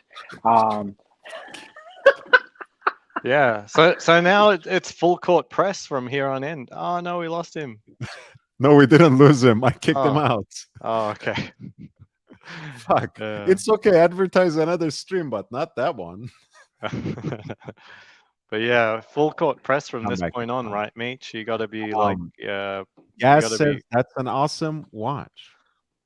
No, it's just like I told them, like, and they were pretty concerned. I think mostly to cover their own ends because I think they were taking this watch on consignment. To be frank, so like they said, hey, like what, we'll push you up, we'll push you harder to get the Batgirl. We're deeply sorry about it. They gave me a free Rolex hat. So who knows? I might get the Batgirl sooner than expected. Honestly, who knows? Mm-hmm. Yeah, I would. So you're saying that's a pre-owned purchase from the AD? It is from 2019. From 2019. Yeah, so I'd be pressing them pretty hard. pre-owned. Certified pre-owned. Certified pre-owned. Yeah. By the way, that Jubilee, that Datejust 26 on Jubilee bracelet that JB's wife wears is in white gold, apparently. How were they able to steer you into this? I mean, you wanted it, right? Like, I'm just trying. Not Like, really. I understand. Like, there's a lot of watches. It didn't seem like this was on your list. Like, to me, I'm No, actually to me- more excited by the soft watches than I am the hard ones because the hard ones are sort of like, it's kind of a given. But Right. the only reason I want the hard watch is to justify the soft one. You know what I mean? Because the soft one No, is the the one that Datejust has actually always costs been more money garbage to to me. you. Yeah. Okay. Right. The Datejust has always been garbage. In this day, I will not see the Datejust as a real Rolex. To me, the Datejust is a fake Rolex. Oh, come on. It's what you buy when you can't afford Hot Steel Sports, right? But anyways, long story short, they said, I wish hey, they still existed because there's so many people that just want the crown on their wrist, and the Datejust would please 99% of people because they don't know what's on their wrist anyway. As long as it has that crown that says Rolex, they would be over the moon. And they need to put these back in the case. But they offered a two-tone. They offered me the root beer, the diet root beer, Tudor GMT, right? Mm. And I made a joke. I'm like, because they asked me like, well, you don't have a two-tone, right? And I said, no, I've got a two-tone, but I said I prefer the real root beer, right? I said, you got a real root beer in the safe? not that vintage crap, you know, not that one where it doesn't have like working seals. You have to be fragile with it, like a Patek Philippe. I mean, shit, you know, you sneeze on that thing, like the moisture is gonna, the case is gonna fog up, you know. But no, I mean, BS aside, no, I said like you got a real root beer in the safe, and they said no, we don't. You know, I said we consider this direct beer. I'm like, it's not the same. I said, well, we got Beautiful two bezel. pre-owned Rolexes in the safe right now. Would you like to see them?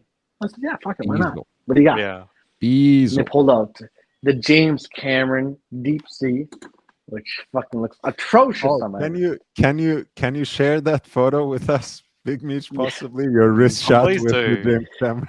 Give me I'd a be second. tempted to get it. I just think it's such a cool watch. It wouldn't look It's good on me. It 17 or wouldn't be no, they wanted comfortable, but it's just 17 so grand for cool. the fucking thing. Oh, it's pre-owned. Okay. Yeah, it's very pre-owned, expensive. Right? So it looks like a fucking hockey puck on my wrist. You know? Hell yeah. Look at that. Yeah. It's fucking atrocious. It's atrocious. This is sort of like the, you know, this is the kind of thing that H. Moser would do, right? It's the parody of a Submariner. It's fucking awful. It's awful. Anyways, they had this and then this date chest. And I'm like, all right, so like, what do you want for the date chest? Because I've been looking for a daily beat the shit up watch, and I wanted one for a date. I wanted one with the date complication for quite some time, right? Okay. And they said, all right, Yeah, because your other one's a we're at Milgauss. 13.5. We're at 13.5 for it. I'm like, oh, that's pretty steep for a date chest. It's just a date chest. There's Yeah, something especially special not about a date chest. the Jubilee and fluted bezel. Not that that's preferable, but clearly the No, it's the just bezel no. costs It is like that is $1,000 a more at retail. desirable date chest, right? Yeah. It's 100% the diet. And I told him like, hey, it's a I date prefer chest. your It's not configuration. desirable. It's not hot steel sports. Like these things aren't flying off the shelf. Mhm. And they Yeah, said, if you're looking at offloadability, you're 100% correct. But I mean, I like your configuration. I love the. It looks like the Explorer 39, but I like it. 100%. And I said, here's the deal. I said, all right. I said, you probably would have got me at 10 grand on the nose. And they said, well, let me make a phone call. Let me talk to the manager. And they came back and said, all right, we're at 12.5. I'm like, no, that's still too much for just a date chest. I said, it's not desirable. MLMJ, welcome to the show, man. I said, all right, let us make one more phone call. Let me talk to the manager real quick. And they came back and said, all right, how are you going to pay it? And I said, cash. I'll pay it in cash. And they said, well, we can't. Like, What does cash the mean in Minnesota, America? Tell me. You get it. I know that sounds dumb. If you pay in cash. No, you get it. If you say I'll pay in cash, yeah, they'll knock a few numbers off. Sure, but what just does to make cash sure mean? numbers. Do you mean literally $100 bills or Yeah, literally $100 bills. Yes. just your debit card? So you went to the bank and withdrew that much? Yeah. Okay. Anyways, they said like, well, okay. So in the state of Minnesota, every state's a little different in the U.S. So like some states, like if you pay in cash of $8 grand, you have to fill out a legal document saying, hey, I paid this much in cash, et cetera, et cetera. In the state of Minnesota, it's 10 grand. 10 grand is like what you have to legally sign off on, saying like, hey, I paid 10 grand in cash for this amount. And the boutique said, well, we don't want this on record. Essentially, it just said, would you be willing to pay us $100 on your debit card or credit card, and then you can pay the rest in cash? I'm like, yeah, fine, no problem. And so I did that. So I essentially paid 10 grand for it. And I'm ready to walk out the door. And then the owner comes out and he's like, shit, we forgot to add the tax to it, which is like $787. La la la la la la la. And I'm like, she's like, yeah, she's like, I'm sorry. Like, she said, I understand if you want to back out of the deal right now. I'm like, sounds dramatic about it. Like, you know what? It's a lot of money. I don't know what to do. I got to take a lunch. And I fucking disappeared for an hour, right? Yeah. And then hence why we circle back and like, okay, like, yeah, we're sorry that we forgot to include the tax, yada, yada, yada, yada. And she's like, we'll push harder for the Batgirl on this one, because this is our fuck up. So, I mean, I would have pushed hard immediately. Like, how often do you think they get stock? I would have just said, you know, they're what? small. Either of these That's two, the problem. They're a small boutique. like one case. One case for Tudor, one case for Rolex. They're like, if it had been the Twin Cities, I probably would have bitched up a storm, honestly. But given that these are like relatively hometown, if you will, they're extremely small. They're all, like I said, all their income comes from jewelry. That's where their income comes from. Yeah, no, I get it. That's the story for the local AD here out in the suburbs. At one case, mostly jewelry. To be honest, I would have just said, this is really nice, but I'd also like something new alongside of it as well, and do the deal like that. I wouldn't hang on to them because it's so hard for them. Like they get such little stock. When they're saying they don't have one, that's true. Now you go to a big AD, they say they don't have one. They've got 3 in the Right. safe. They're just And I like, tend if to you come believe in and them, say, like, "Oh, when I'm they going to say, buy like, this," we then, got then nothing. all of a sudden it comes out. Right. So like I was asking, like, I'm like, okay, like how long do you think it would be? Because I was going to get the green dial variant of this, right? I'm like, all right, how many people are on the wait list? They said only a handful. I said, all right. So how long would that take? She said, probably not till next year.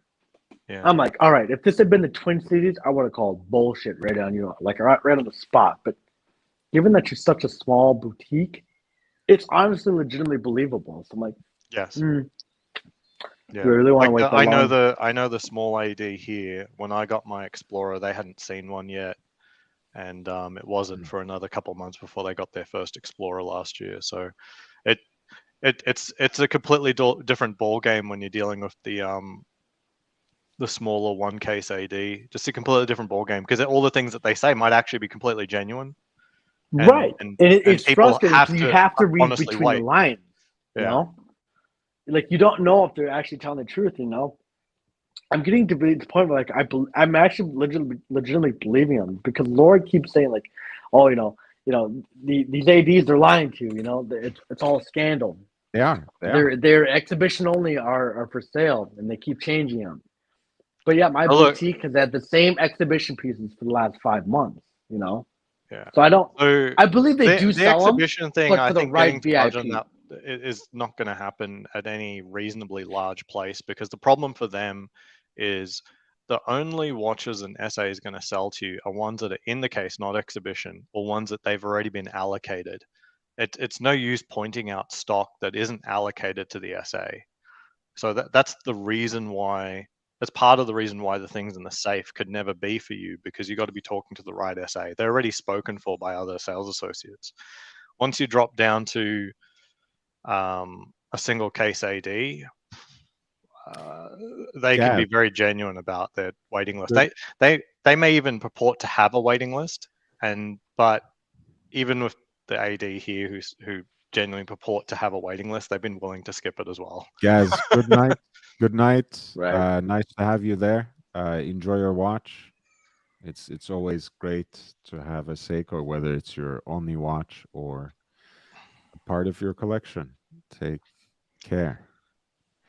Personally, I wouldn't have done it. I've been offered an Explorer 2 and what's the other one?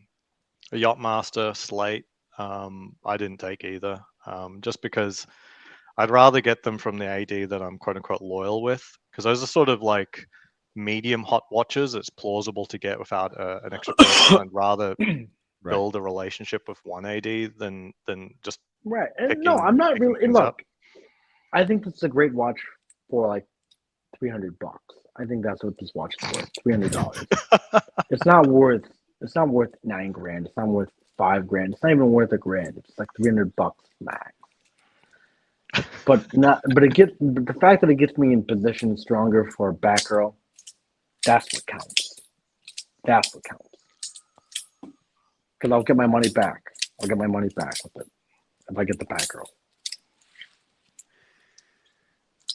I mean, the back girl's not cheap. That's like 10,600 plus tax, or like 11K, isn't it?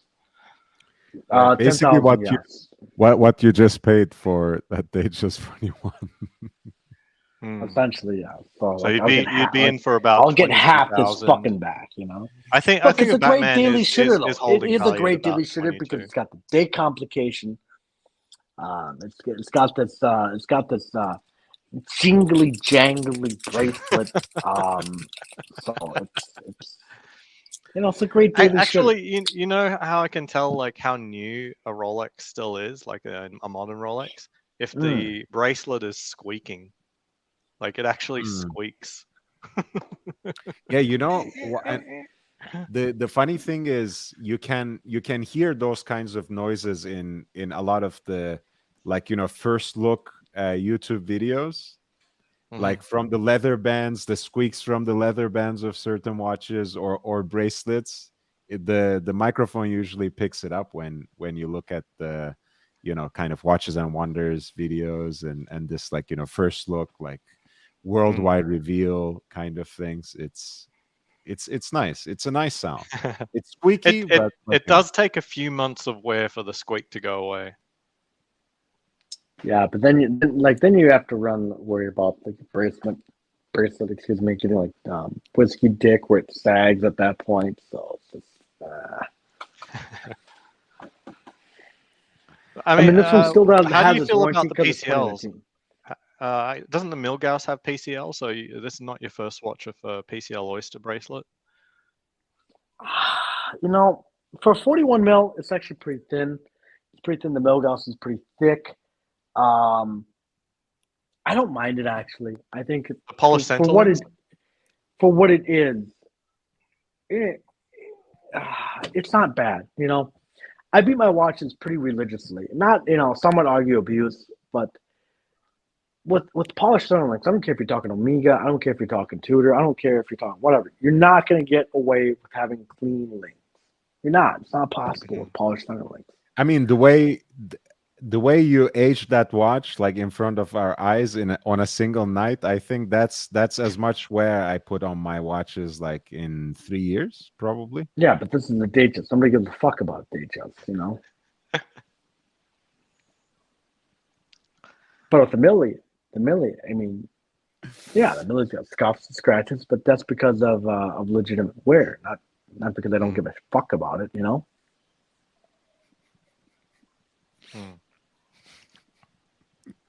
I love you, Joe. You know this, Joe? You know this, right? You know this. So Yeah. this AD had one Rolex case, one Tudor case. Correct. Uh-huh. They were thinking about getting a Cartier. They were thinking about getting Cartier, Chopard. What the fuck was that other brand? It's a garbage brand. It was legit garbage. It's an American brand. It's like America's Tudor. It's like America's Rolex. What is the brand? Shinola or Yeah, Shinola. Yeah, That's what it is. really? They're It thinking was about getting Shinola? Shinola. Yep. Okay. Thinking about getting Shinola, and then they were thinking No, about getting tell Omega. them they're making a mistake. Like those are hard to sell. Oh man. Yeah, no. So that's what they were thinking about getting, and then they finally just said, "Screw it, we're gonna make our own in-house bar inside the boutique." Okay. So yeah, You should have We'll see encouraged what them to get a happens. watch brand you really wanted. I told them Cartier. I told them Cartier. Cartier. I told them it makes legitimate sense. Like you guys, like your primary paycheck, so to speak, is jewelry, right? So why not get something that really speaks to ladies? Because you got like all these Yes. garbage Tudors, right, Agreed. that are just divers, and Rolex. Yeah, that there's you no can't Tudors that are great purchase. for women. Not really.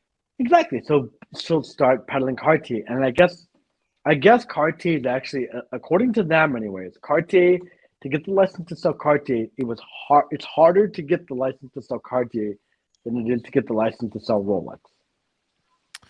I can believe that. And you know why? Because Cartier is one of those luxury brands that is trying to clamp down on authorized dealers and try to make everything boutique exclusive over time, at least gradually.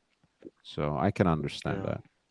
Yeah, even at my AD, Cartier usually has like a pretty spectacular exhibition at the window. Like Cartier is always demanding that. They always send them the kits to put the new ones up and stuff like that. So I'd agree that Cartier does care about their image more than Rolex. I mean, Rolex, they were satisfied with empty cases for a good part of a year. Years. It wasn't years. There's stuff in there, but yeah.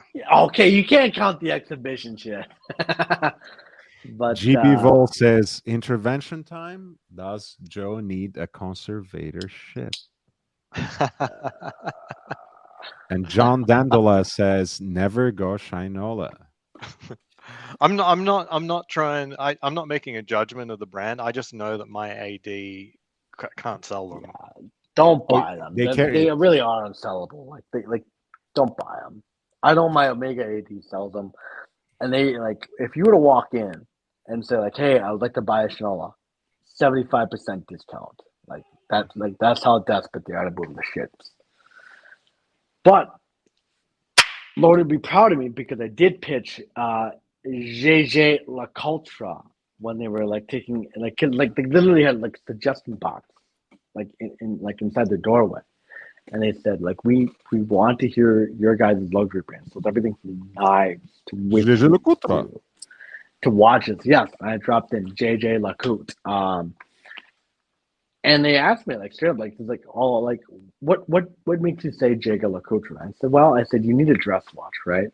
And like you've got the rugged sports watch that Yes. the punters can buy. Then you got the Rolexes that nobody can buy. I said you need a dress watch, and they're not. JJ LaCoultres are not expensive. All due respect, if you're in the market for a Tudor, you're in the market for a JLC, right? Because the average Tudor costs like $4,000. So Is that really puts the you in, case? like, What's a JLC? Like a reverso? if you buy the stainless steel reverso, about $6,000 to $7,000.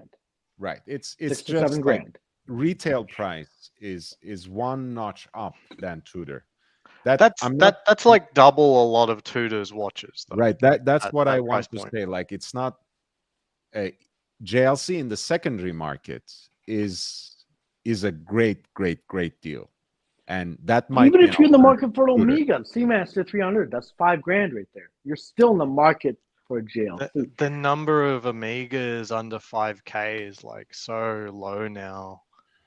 Like the Well, new yeah, Aquaterras nowadays. are like 6,200 for some I think reason. again, Just a different you know, I dial. don't to me, one of the great appeals of that brand is its devaluation in the secondary market. Don't take me wrong. And when you look at the secondary market, you're right. You can get a very respectable, beautiful JJ Le Coutre in steel and even sometimes in precious metal for what you can get in retail for Omega, for Tudor.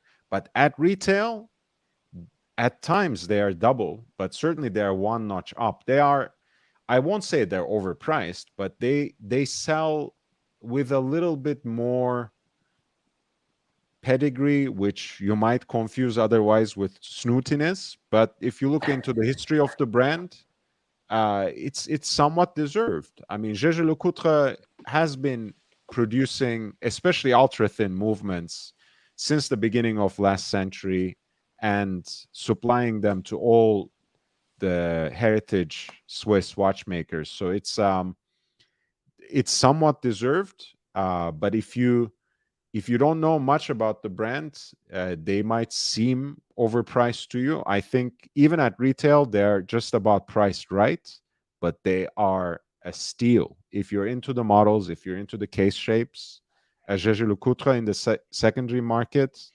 is a steal. Maybe we're putting our own taste too much into this question too much. Like you could just look at that whatever that Morgan Stanley report is and what the top watch brands are, and those are probably the ones that make the most sense in terms of can you carry it. And Rolex, Cartier, so it's easy. Cartier number 2, Omega number 3. That would be the easiest way to make money. Yeah. Guys, if you're watching the show and if you have been enjoying it, please hit that like button. Help us gain a little more exposure. It really helps. If you haven't subscribed, please do so. And let me get that much closer to 1,000 subs. Hey, I am trying to get the channel monetized. So if you want to support me, if you want to encourage me, if you want to help the channel become more self-sustaining, you can always consider a PayPal contribution at lordhellespontv@gmail.com, lordhellespontv@gmail.com. I also have a Cash App, $LHVVV. $LHVVV. We have a little more time to go. Was there, Ozzy, do you have a two-tone watch, vintage, new, Rolex or any other brand that you want to bring up? No, I think you probably covered a fair bit with the root beer that you've got. Mhm. I've always desired that. And we've also talked in the past how I think the Oyster Flex is a kind of a new two-tone, although that's not really the subject of your talk today. No, Two-tone's it's a okay. tough one. I think it's coming back into fashion. It's more like a hipster thing rather Yeah, than, sure. flashy yuppie thing. Right. Yeah. It's the complete opposite, right? It's sort of, is it the opposite? I don't know. Well, I mean, a lot of the hipsters, if you want to go into the, like dictionary definition of a yuppie, it's young professional, right? And a lot of the Yeah. hipsters today are, It's true. the young professionals of our day. But hey, I do actually, I think you have a very good point, and I've always said this to you, Ozzy, when you define the Rolex on Oyster Flex as kind of the two-tone watch for the 21st century, because at the end of the day, the other way we name two-tone watches is to call them bimetal, right? Basically, watches made of two different materials. And Mhm. in this case, to have precious metal against rubber, yeah, I mean, I think you can see it. Yeah. I can see it at least. Rubber and ceramic, and you can see that choice being made of the Yacht-Master as well, where the platinum bezel gets replaced with ceramic again. So Mm. it's clearly a choice of like, here's the mix of the old luxury with the new materials. It's just like back in the 80s, the new material was steel. Well, you're saying the two-tone goes all the way back to, what was the earliest that you found? Like Submariner, you mentioned was like 1984 or something. Well, the Submariner two-tone came in 1984, but Rolex has been making apparently two-tone watches since 20s and 30s. Wow. They had Datejusts, I think two-tone Datejusts almost since their inception. Certainly had two-tone GMT masters in the 70s. So it's a long history, but when it comes to Submariners, it's 1984. That's relatively new. Mhm. But yeah, 80s is really when the two-tone wave genuinely hit. You can see if the meteorite, they're sort of downplaying the materials again. You get a rock instead of some nice worked metal. Okay. I mean, Yeah, that's you just one get way some to look scrap at it. rock. It's not, Mm. But the Falcon's Eye on the new Yacht-Master does intrigue me. Like, has anyone heard of that material ever before on that new Yacht-Master 42? Is it the white gold one with the Falcon's Eye? White gold. It's on the The day date, white gold right? is As well. good. Yeah, it's on the day date. There's a No, Falcon's. No. I think there was a mistake. They look similar in the pictures, but it's the day date is using something completely different. No, for now at least, it's Yacht-Master 42 white gold exclusive Falcon Eye. For now, it might Yeah. change. But I mean, is anyone familiar with that material at all? Because as best as I could, it's asbestos.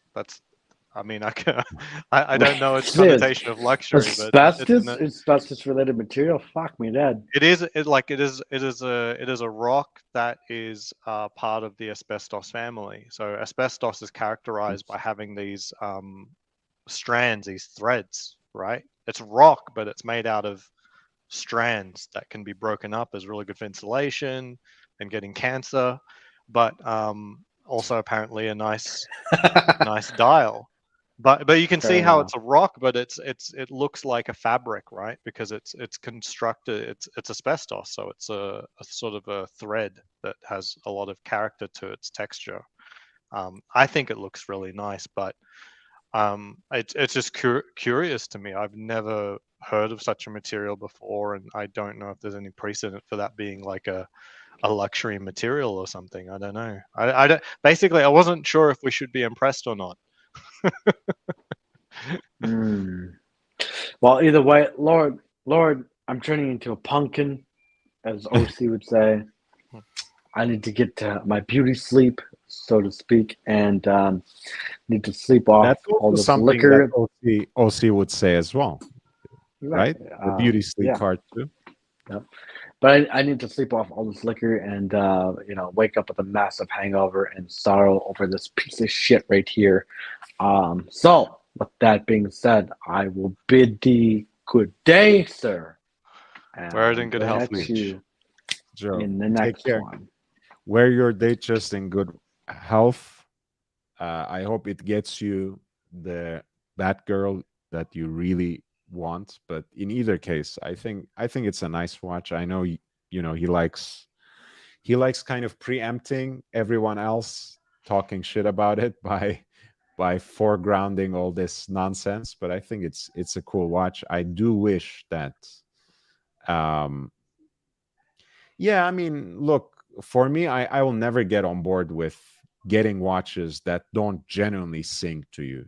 I can't do that. Even if it comes to me with the promise of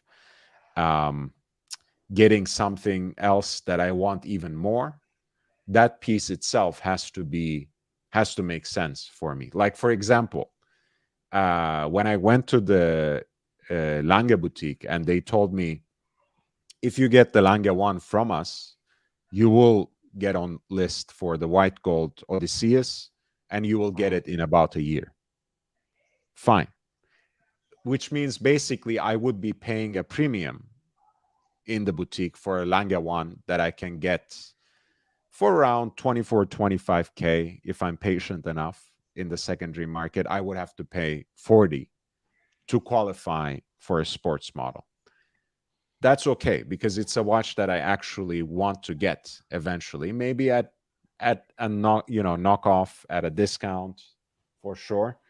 But I can sort of justify that. But getting a watch that I really don't want, even if it's just $3,000, $5,000, much less 10, 12K, I just can't visualize that. Yeah. I think the main my rule and advice is, if you're picking up a watch to quote unquote build a relationship, you really need to be prepared and happy with a situation where they don't deliver. Like, would you be happy with this watch if the watch that you're pining for actually never gets delivered? Would you be upset? Would you think you've lost, and so forth? So when I bought the Pelagos, I was more than happy with it. When I bought the Speedmaster, I was more than happy with it. There's really no question. When I bought my wife the Yacht-Master 37, it was the watch. That's her watch. Like, that we'd been sort of eyeballing that particular watch for more than a year or so prior to that. So if nothing ever happened, it wouldn't really be that big of a deal. But if you put yourself in a position where you're like, I don't like this watch, you better have an exit plan. For Meech, because that AD does do pre-sale, pre-owned, I would say it would be nice if you say, okay, I'm going to trade this in when you deliver that Batman or something. I don't know if that would sweeten the deal on their part to be able to get more inventory again, but I would definitely consider trading that back, because that's easier than flipping it, and it builds a relationship a little bit more as well. I think he has that on the back of his mind, but the way he already started damaging it, I'm thinking like he has just tonight he has shaved off basically $1,000 from that part exchange deal. So it's not going really well. But yes, that could be an idea, right? That not only are you potentially expediting that bad girl, maybe since they already sell pre-owned Rolex watches, you can turn this back in and maybe put a few $1,000 on top and get the watch you really want. But then again, even then, Well, it would be I the would- reverse, right?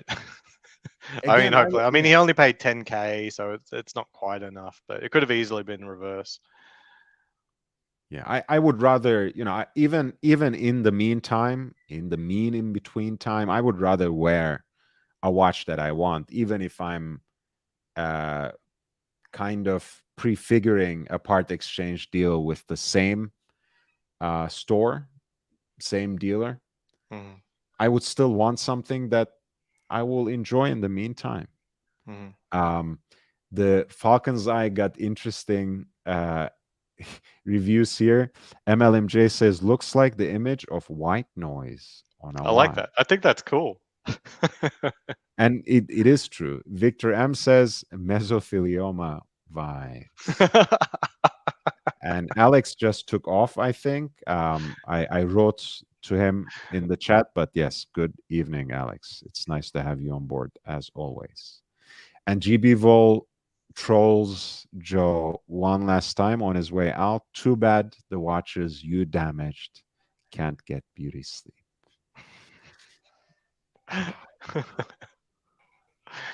Uh, we were talking about second brands before, and the fact that it's a jewelry store, it would be nice. I don't even know if it's even possible. It'd be nice if you could get a select set of jewelry to also sell if you're a jewelry store, not just the watches from Cartier.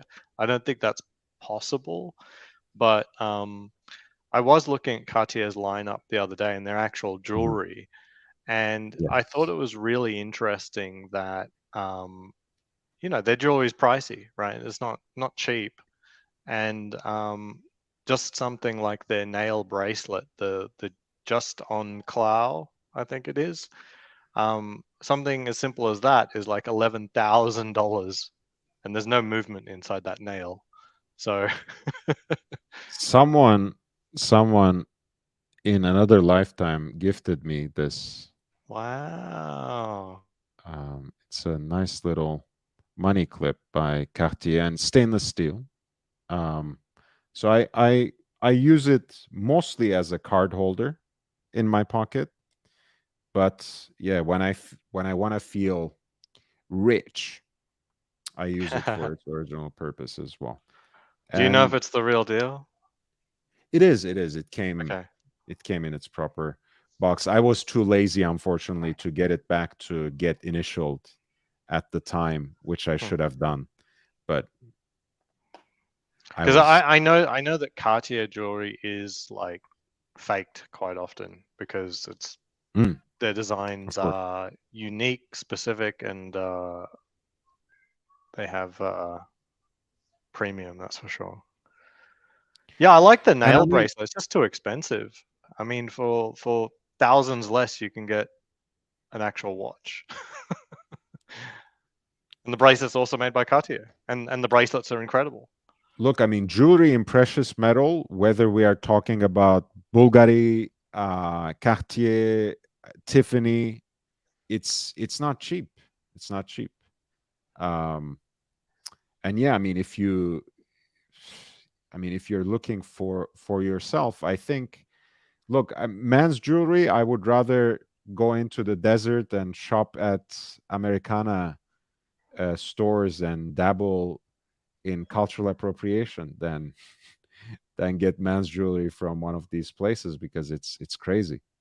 But for hey, you have a significant other who Hmm. likes this kind of stuff. You do what you got to do, man. You got a happy wife, happy life. Is You it got to isn't keep them isn't happy. this particular bracelet unisex? Well, in specific It is. configurations. That's why I said, like, it's not. Yeah. I'm not really into jewelry, anyways. Mm. I I used to, in my early teens, still wear a gold necklace, as you can Mm. imagine, with my emergent chest hair. Quite glorious, I might add. Kind of a Jersey Shore look before I even arrived in the US.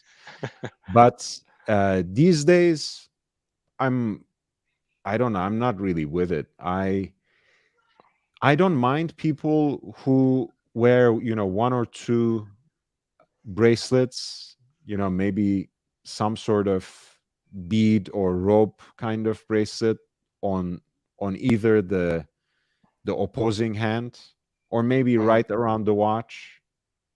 I don't mind it, but Yeah, I saw yeah, someone these are really not for me. post a photo of the just on, I don't know how to pronounce this, just on Clow, um, alongside a Daytona on Oyster Flex, and I thought, holy shit, on the Daytona, and then Right. gosh, that's a nice bracelet. As best as I can tell, the guy's homosexual, so it may not be a look I emulate. Well, it's we are comfortable. Just again, guys, just so you know, we love straight men on this channel.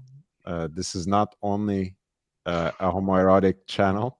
Just so you know, don't feel bad in the audience. Feel free to jump on. That's right. As AC3 Yeah. says, we love gay men. We love gay But men on here. that's the thing, MLMJ. I think it's so obvious at this point that we do. I just want to rephrase that and say we love straight men, actually. Mm. And as AC Morgan says, hey, that made me who I am today. So we do love straight man. Bezel says, fun fact, I went to high school with Paulie D from the Jersey Shore. What an honor. That's great. Wow. MLMJ says, signet rings are nice for men. Pure class. Watches, John Dandola says, men's mechanical jewelry. Agree. Again, it's really. By the way, juste inclus. It's kind of like a French pun. If my French is serving me well enough, it can mean something like right on the nail. Huh. Right?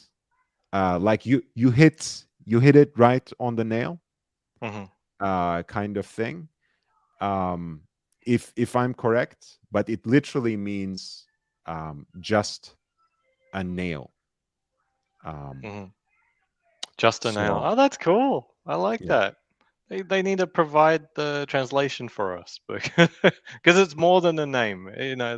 That's cool. Yeah, I think it's a pun, but it certainly means just a nail. And again, it's a very cool design. I mean, the what do they call it again? The Trinity rings, for example. I think that's a great design too. Not necessarily because it's something I would wear, but I do appreciate it. Those what is it called again? The love bracelets. Love bracelet. That's cool. That's nice. Again, potentially unisex if it floats your boat. That's great. Match it with your 4x price tag AP you bought from the gray market. It's a great look.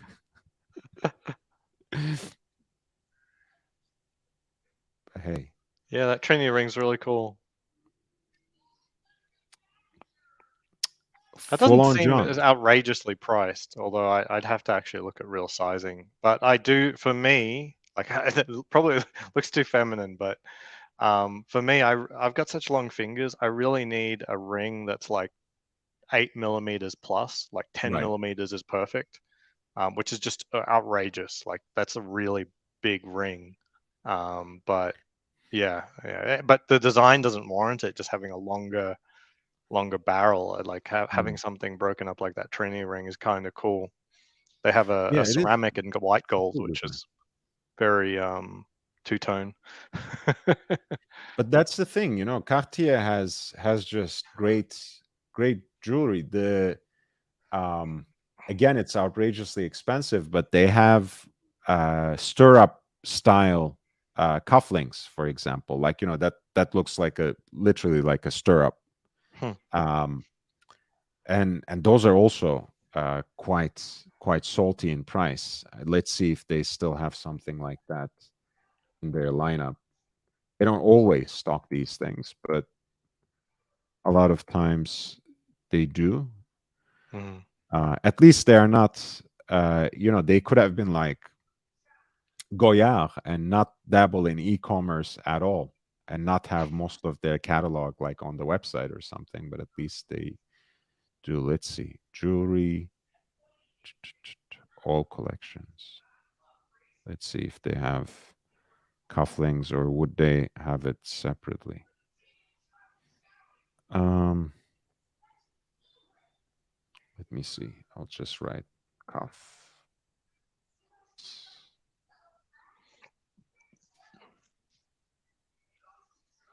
81 models. Let's see. Look, the Trinity cufflinks, for example, they look amazing. But would I want to pay basically 4.5 out of the door? You gotta be kidding me.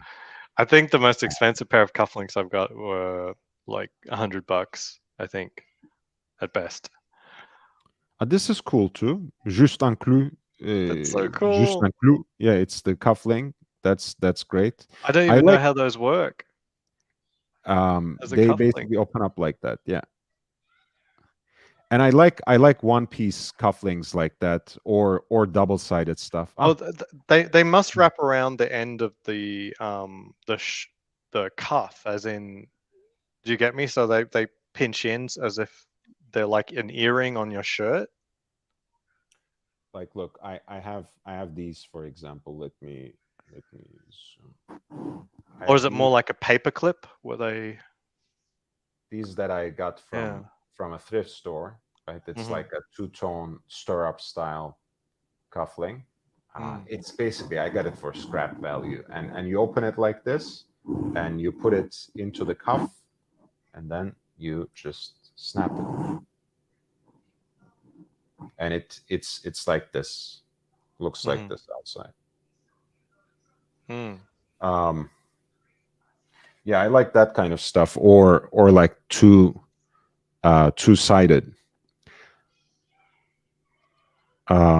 Like something like this, right? This is actually Santos in sterling silver with palladium finish, and that looks kind of cool as well. That's kind of cool. Like if you had the watch, is it adding this to your shirt cool? I don't know. Is this too much? These are I cool think cufflinks. this I'd love to see is them not on a too much shirt. because the cufflink, I don't think it's very large. You see? That's cool. That's very distinctive.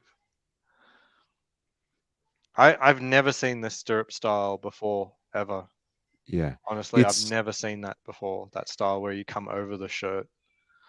It's distinctive, but not too loud, right? That's that particular one. It's the first time I see Santos branded, but they do look like the stirrup style. So I do like them, but I like the Juste un Clou one as well. Could we see one of the Juste un Clou?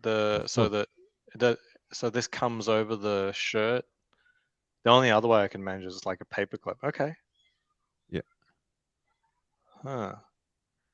This one, of course, has the diamonds as well and is in white gold, so it's a little saltier.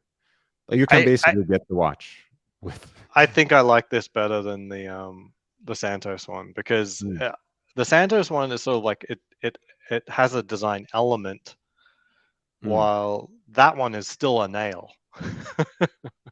Like it's not just, it looks like the big brother of what it's emulating. It's still actually, it is a nail. Oh yeah, on the first page, in fact, they have it right there. Yeah, pink gold. That's cool. Like it's clearly a nail. Like you would recognize it. You don't need to like with the Santos, you would need to understand what it was emulating for it to make sense to you. This, it's actually a nail, still a nail.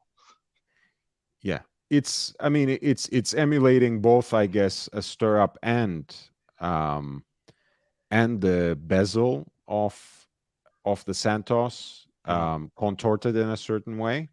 But yes, you're absolutely right. The nail is just immediately recognizable. It's like every piece of great design, right? It's something that's actually very intuitive, very simple, but they do it in such a unique way. They execute it in such a unique way that it becomes charming, that it becomes eye-catching, right? Otherwise, like you said, it's just a nail. Yeah. I Um, want that pocket panther, the one at the very top. which one? Third on the right from the very top. The gold one. That's so cool. Which one? This? Oh, it wasn't there. No, sorry. It must have been scrolling a little bit. So there's a panther pocket, something or other pocket. Yeah, that's it. That's it. Oh, this Pocket it. gem. I like a lapel The pin, gold one. maybe. Yeah, Yeah, the black lacquer, yellow gold. Next that's one. that's cute. This That oh, one. this one. Yeah, that one. That one just poking over the top of your thing. It's like it's got jade eyes. It is yellow gold. Oh, wow. That's just so cute. You know, Cartier has made such incredible pieces of custom jewelry for the Duchess of Windsor. That was sold like by now, I think, a few decades ago in auction. But some of those pieces are like alive. Like they had an entire panther with articulated limbs and stuff made by Cartier in Paris, like just bespoke on order. But yeah, Cartier has that sort of expertise that can, this is probably like a child's play for them. And it's beautiful nonetheless. But hey, at 10K, I guess you expect something. Oh, look at it. Hawk's Eye, they call it, and it's the same thing. Speaking of the devil. Hawk's Eye. Let me just look that up. Is that another family of asbestos? Hawk's Eye. I'm not being I'm not being facetious. It's that that is what that is.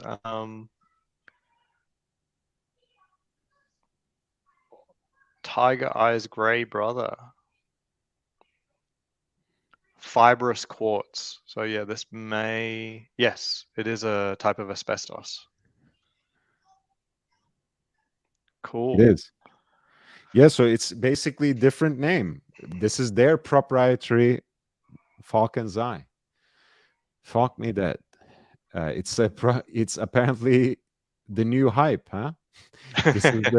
This is the high precious stone now. Falcon's Eye, Hawk's Eye. It's the new Tiffany blue. Falcon's Eye is the new Tiffany blue. They really need a little bit more footage of the Falcon's Eye. I mean, it's, as far as I can tell, it's never been used before. They really need to show that off a little bit, because it's not like anyone's going to get to see one. Well, in those special events, I think they showed it to certain customers, but the website is really not doing a great job. Yeah, MLMJ is extending on that white noise analogy. Says the girl from the Ring movie is going to jump out of his screen. That's awesome. They need to do a tie-in, another fictional brand ambassador. You know, Omega's got Bond. I do an 8mm silver Cuban link on the opposite wrist as my only other thing besides my watch. By the way, JB does something like this as well, and he has a similar reasoning, like a counterpart to the watch, and especially a precious metal watch. And I think it makes sense. My brain likes the symmetry of having something on each wrist. That's interesting. I mean, I never really missed having something on my right wrist while I was wearing a watch. But then again, the most ostentatious, the most out there, the flashiest watch I wear is when I wear the root beer on its two-tone Jubilee bracelet. So with a precious metal watch, maybe the issue of balance can come in a little more strongly, a little more pertinently. It might be more relevant. So I agree full on, John. I think that's a good way of putting it. Sometimes you do need balance. Or again, I love I never tried to emulate him, but I love Nick Fox and his style. I think he is a real eccentric, really eclectic style that is, maybe at first sight a mishmash of any number of things, but he is so thoughtful in how he puts them together, and so he owns it so well that, hey, always looks great. But again, it's not something that you can easily emulate. Just as a point of reference, like, look at the number of rings he wears, an entire three-piece tweed suit, that beautiful tie right there. Even his glasses are quite stylized. And if I'm not mistaken, look, I mean, the fucking sports jacket, well, at least the suit jacket part of the three-piece suit has like cocktail cuffs and everything.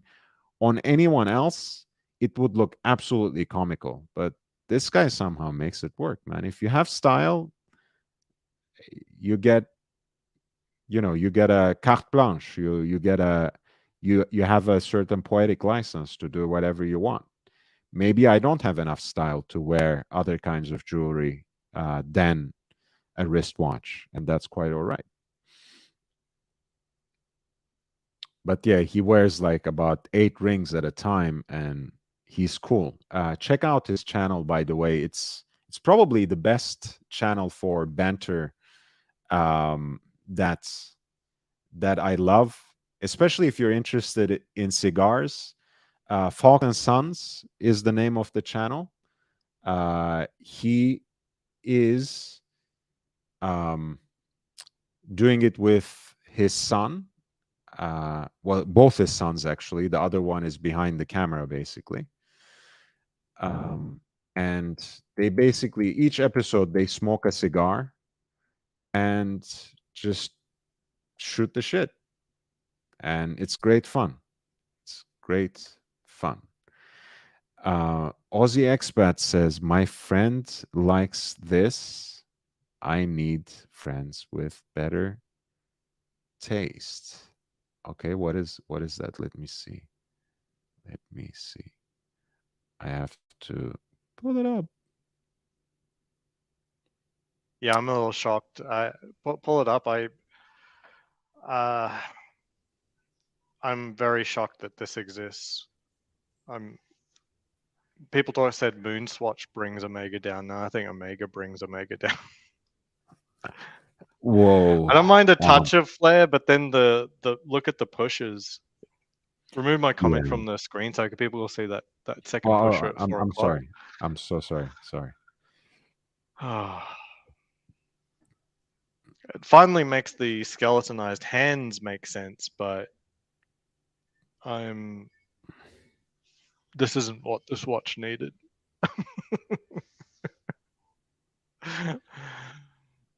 What do you think? Like, it seems to have like a switch, like a little on-off switch at the 8 o'clock position, sort of like a cheap toy. You got to click. I don't. Look, man, I'll say the only good thing I can say about this watch, which is something I want to highlight about Omega and basically to shame Rolex. At least they have special presentation boxes for most of their watches, especially if they are a special edition, a limited edition, something thematic. They try to add value somehow. At least they try to justify the premium, and I do appreciate that. Beyond that, look, I mean, people are already complaining about the helium escape valve. This has These 3 look more like things added like to it. the eraser tips on the end of a mechanical pencil, but they just got a little bit more color, like red or blue. Oh my goodness. It has parts of a good watch in there. Parts. Yeah. I mean, look, Omega Seamaster, I love the watch, especially in the older guilloche dial, like the older version of the wave dial. What I on love earth that is that watch. thing on the left-hand side? That it looks like a switch. It cannot What is be a it? switch. It is. What is it? I'm trying to find out, but I'm not having much luck. Because, okay, helium escape valve, of course, the chronograph pushers. What the hell is this one? Now Maybe. maybe it is a Yacht-Master 2 function, like a regatta timer somehow. Oh yeah. Well, it's for the America's Cup, so it would make sense. But it must be, yeah, it must not be just a chronograph. Then Let's see. With I don't get it, man. The six. It must say something here.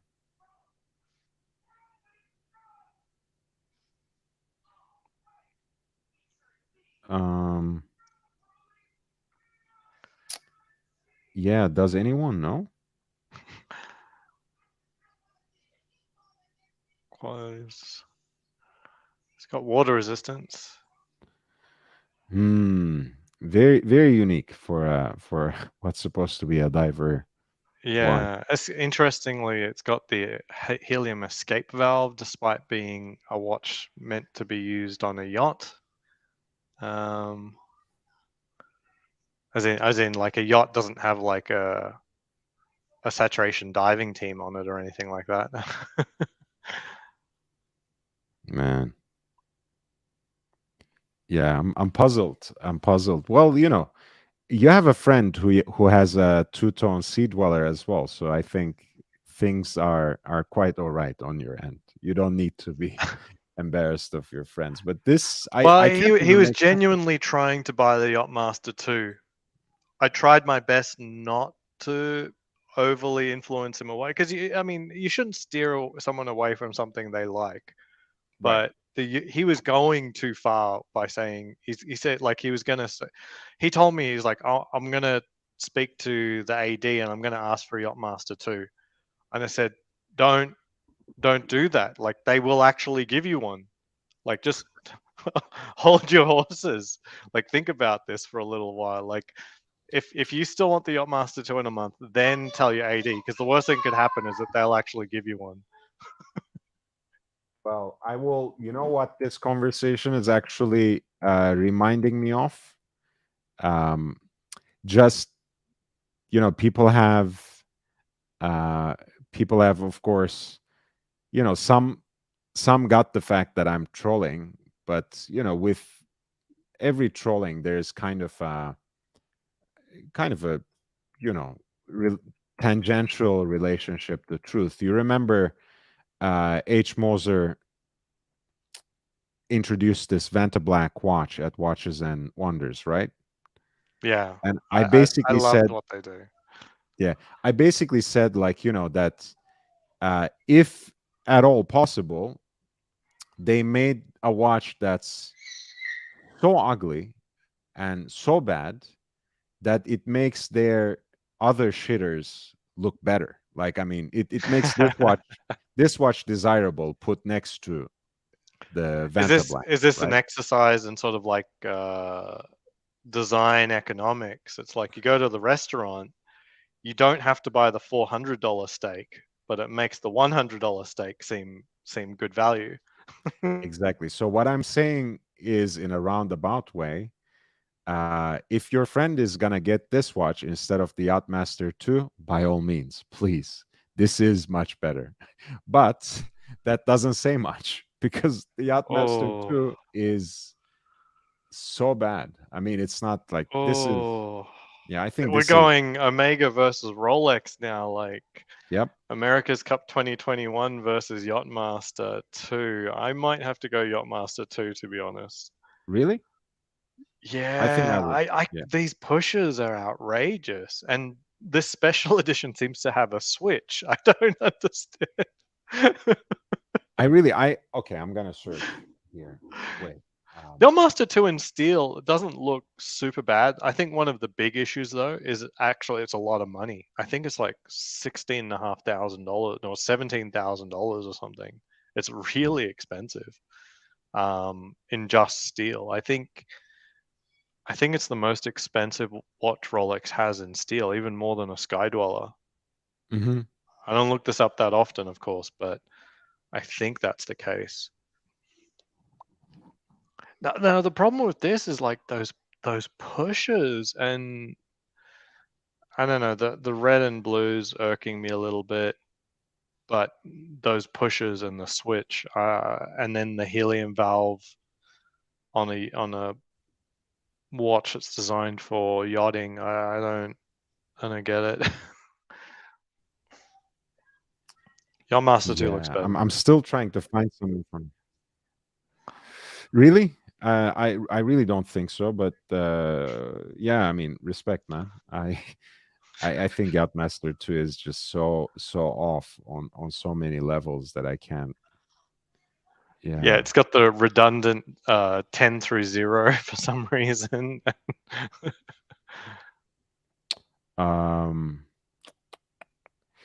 What does it say?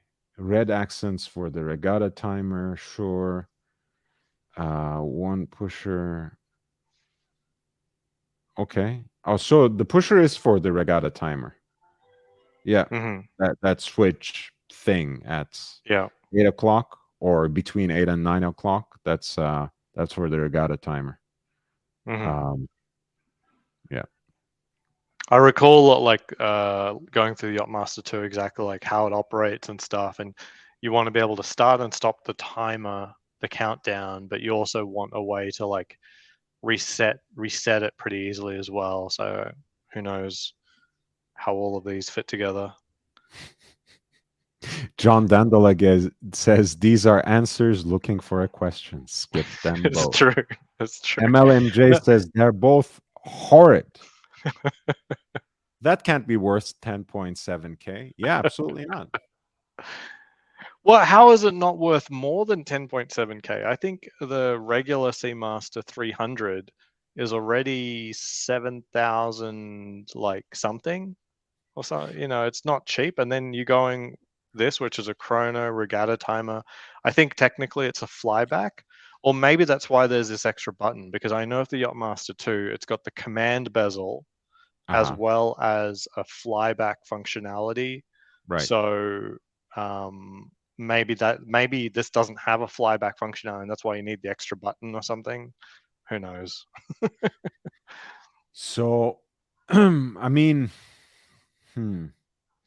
yeah. So you are basically saying, like, that just because it has all these extra complications, it should be even more expensive than 10.7, huh? Yeah, maybe.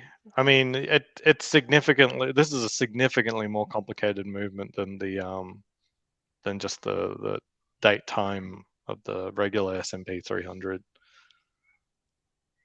Oof, yeah.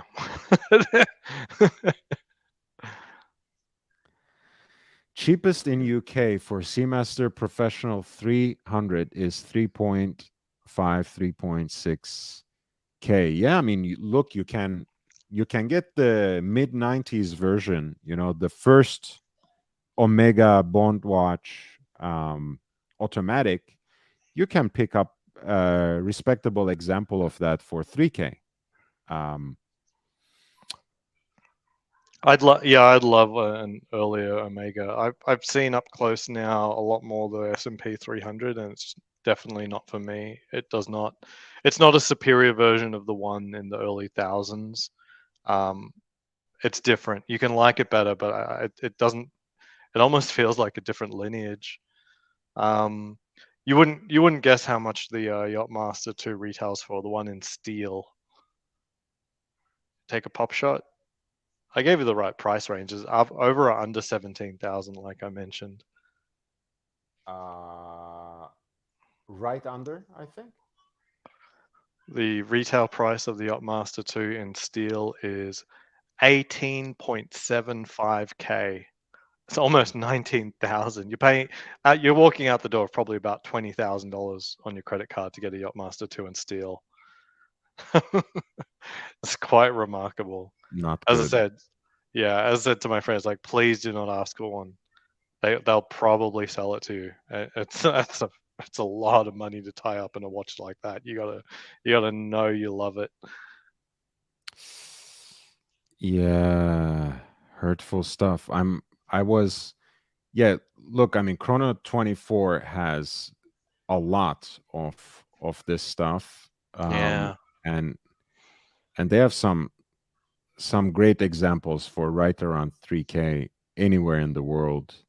And honestly, in earlier models, you find one in good condition, the bracelet in top shape, the aluminum bezel nicely aged, the tritium patinated, the helium escape valve, if it is an eyesore for you, if you don't like it, it's much more discreet in the 90s example. The dial is actually not laser etched or laser engraved but hand guided guilloche work. So it's a little livelier, it has a little more detail and nuance from various angles. It's a watch that I really like. And at some point I might just add something for, one for fun, so to speak. It's a Yeah. great little And piece. I love the clasp on this era. I love it's like Yes. round in multiple directions. I saw someone's YouTube where they didn't like the quote unquote end links off the clasp. So the clasp has this sort of like bar to attach to the 5-piece, or is it maybe more piece bracelet? And the bar Uh-huh. itself does look a little bit ham-fisted. And so I saw a video where he applied a high polish in line with the high polish of those the specific links. So it's not just a bare bar. So if you see on the clasp, the links that come out are these sort of weird sort of I don't know what you'd call it. They're sort of like end links, but they don't Mhm. carry the polish of the small links through. And so he masked it off and then carried the polish through that solid link. It looked nicer. Mm. Yeah, I like this watch, and I think this is also, that um whether you don't like the current iterations of the Seamaster, or you're another Rolex person, um you don't want to go into something gimmicky and a little contrived, which sometimes the Bond watch models are, or used to be, at least with Omega.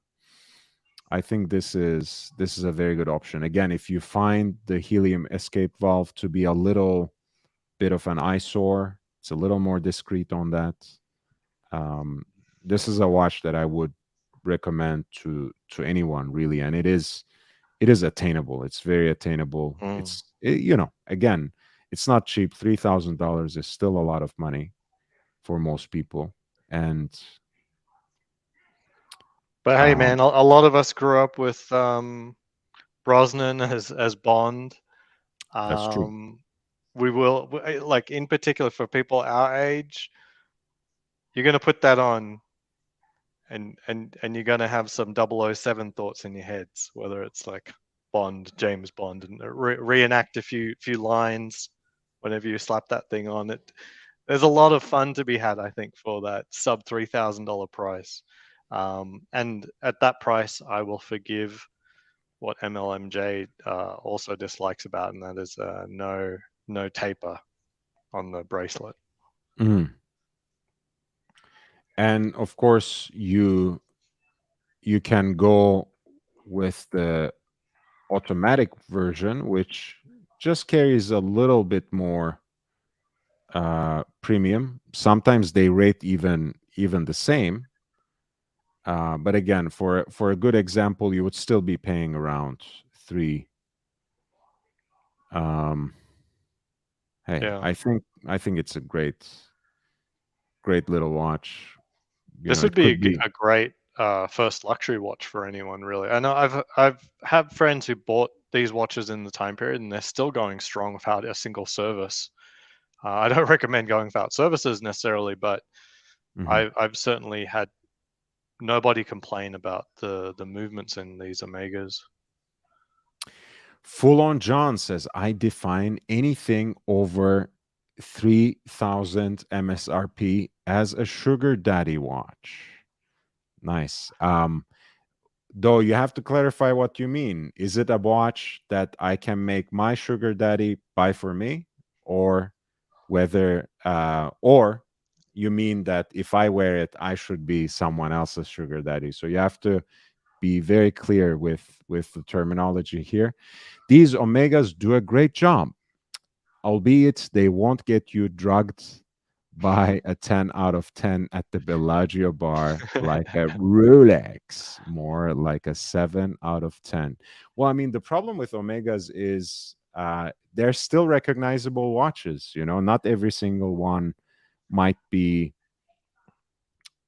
as hyped up and as quote unquote desirable as a Rolex, but um, they might still get the wrong kinds of attention too. They don't necessarily fly under the radar, but For me, if the polished links are looking, you know, spiffy, they're looking clean and polished, that SMP does look pretty flashy in my opinion.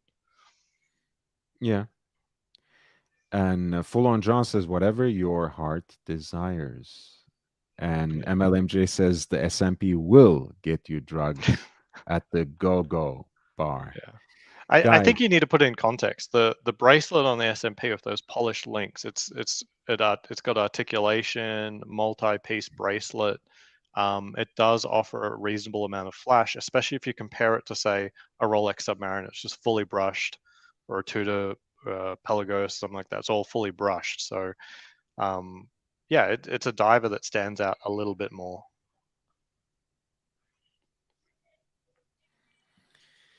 guys, we have gone for 3.5 hours. I think it's time for me to sign off for today.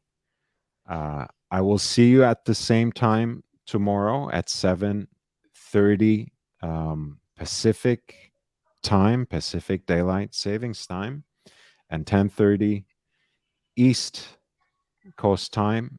So stay tuned.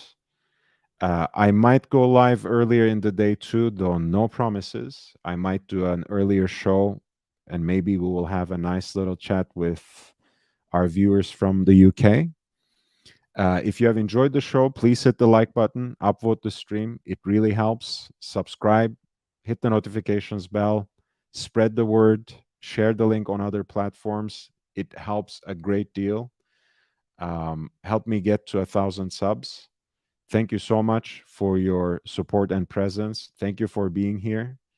And if before the channel gets monetized, you want to help, you want to support the work that we do here and encourage, you can always consider a PayPal contribution, and that's at lordhellespontv@gmail.com.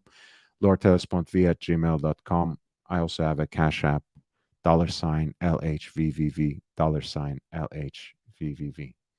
Guys, this is your favorite pseudo-intellectual, Lord Hellespont V, signing out. Thank you, Aussie Expat and Joe, for being with me on the panel tonight. And I will see everyone else tomorrow. Catch you on the other end.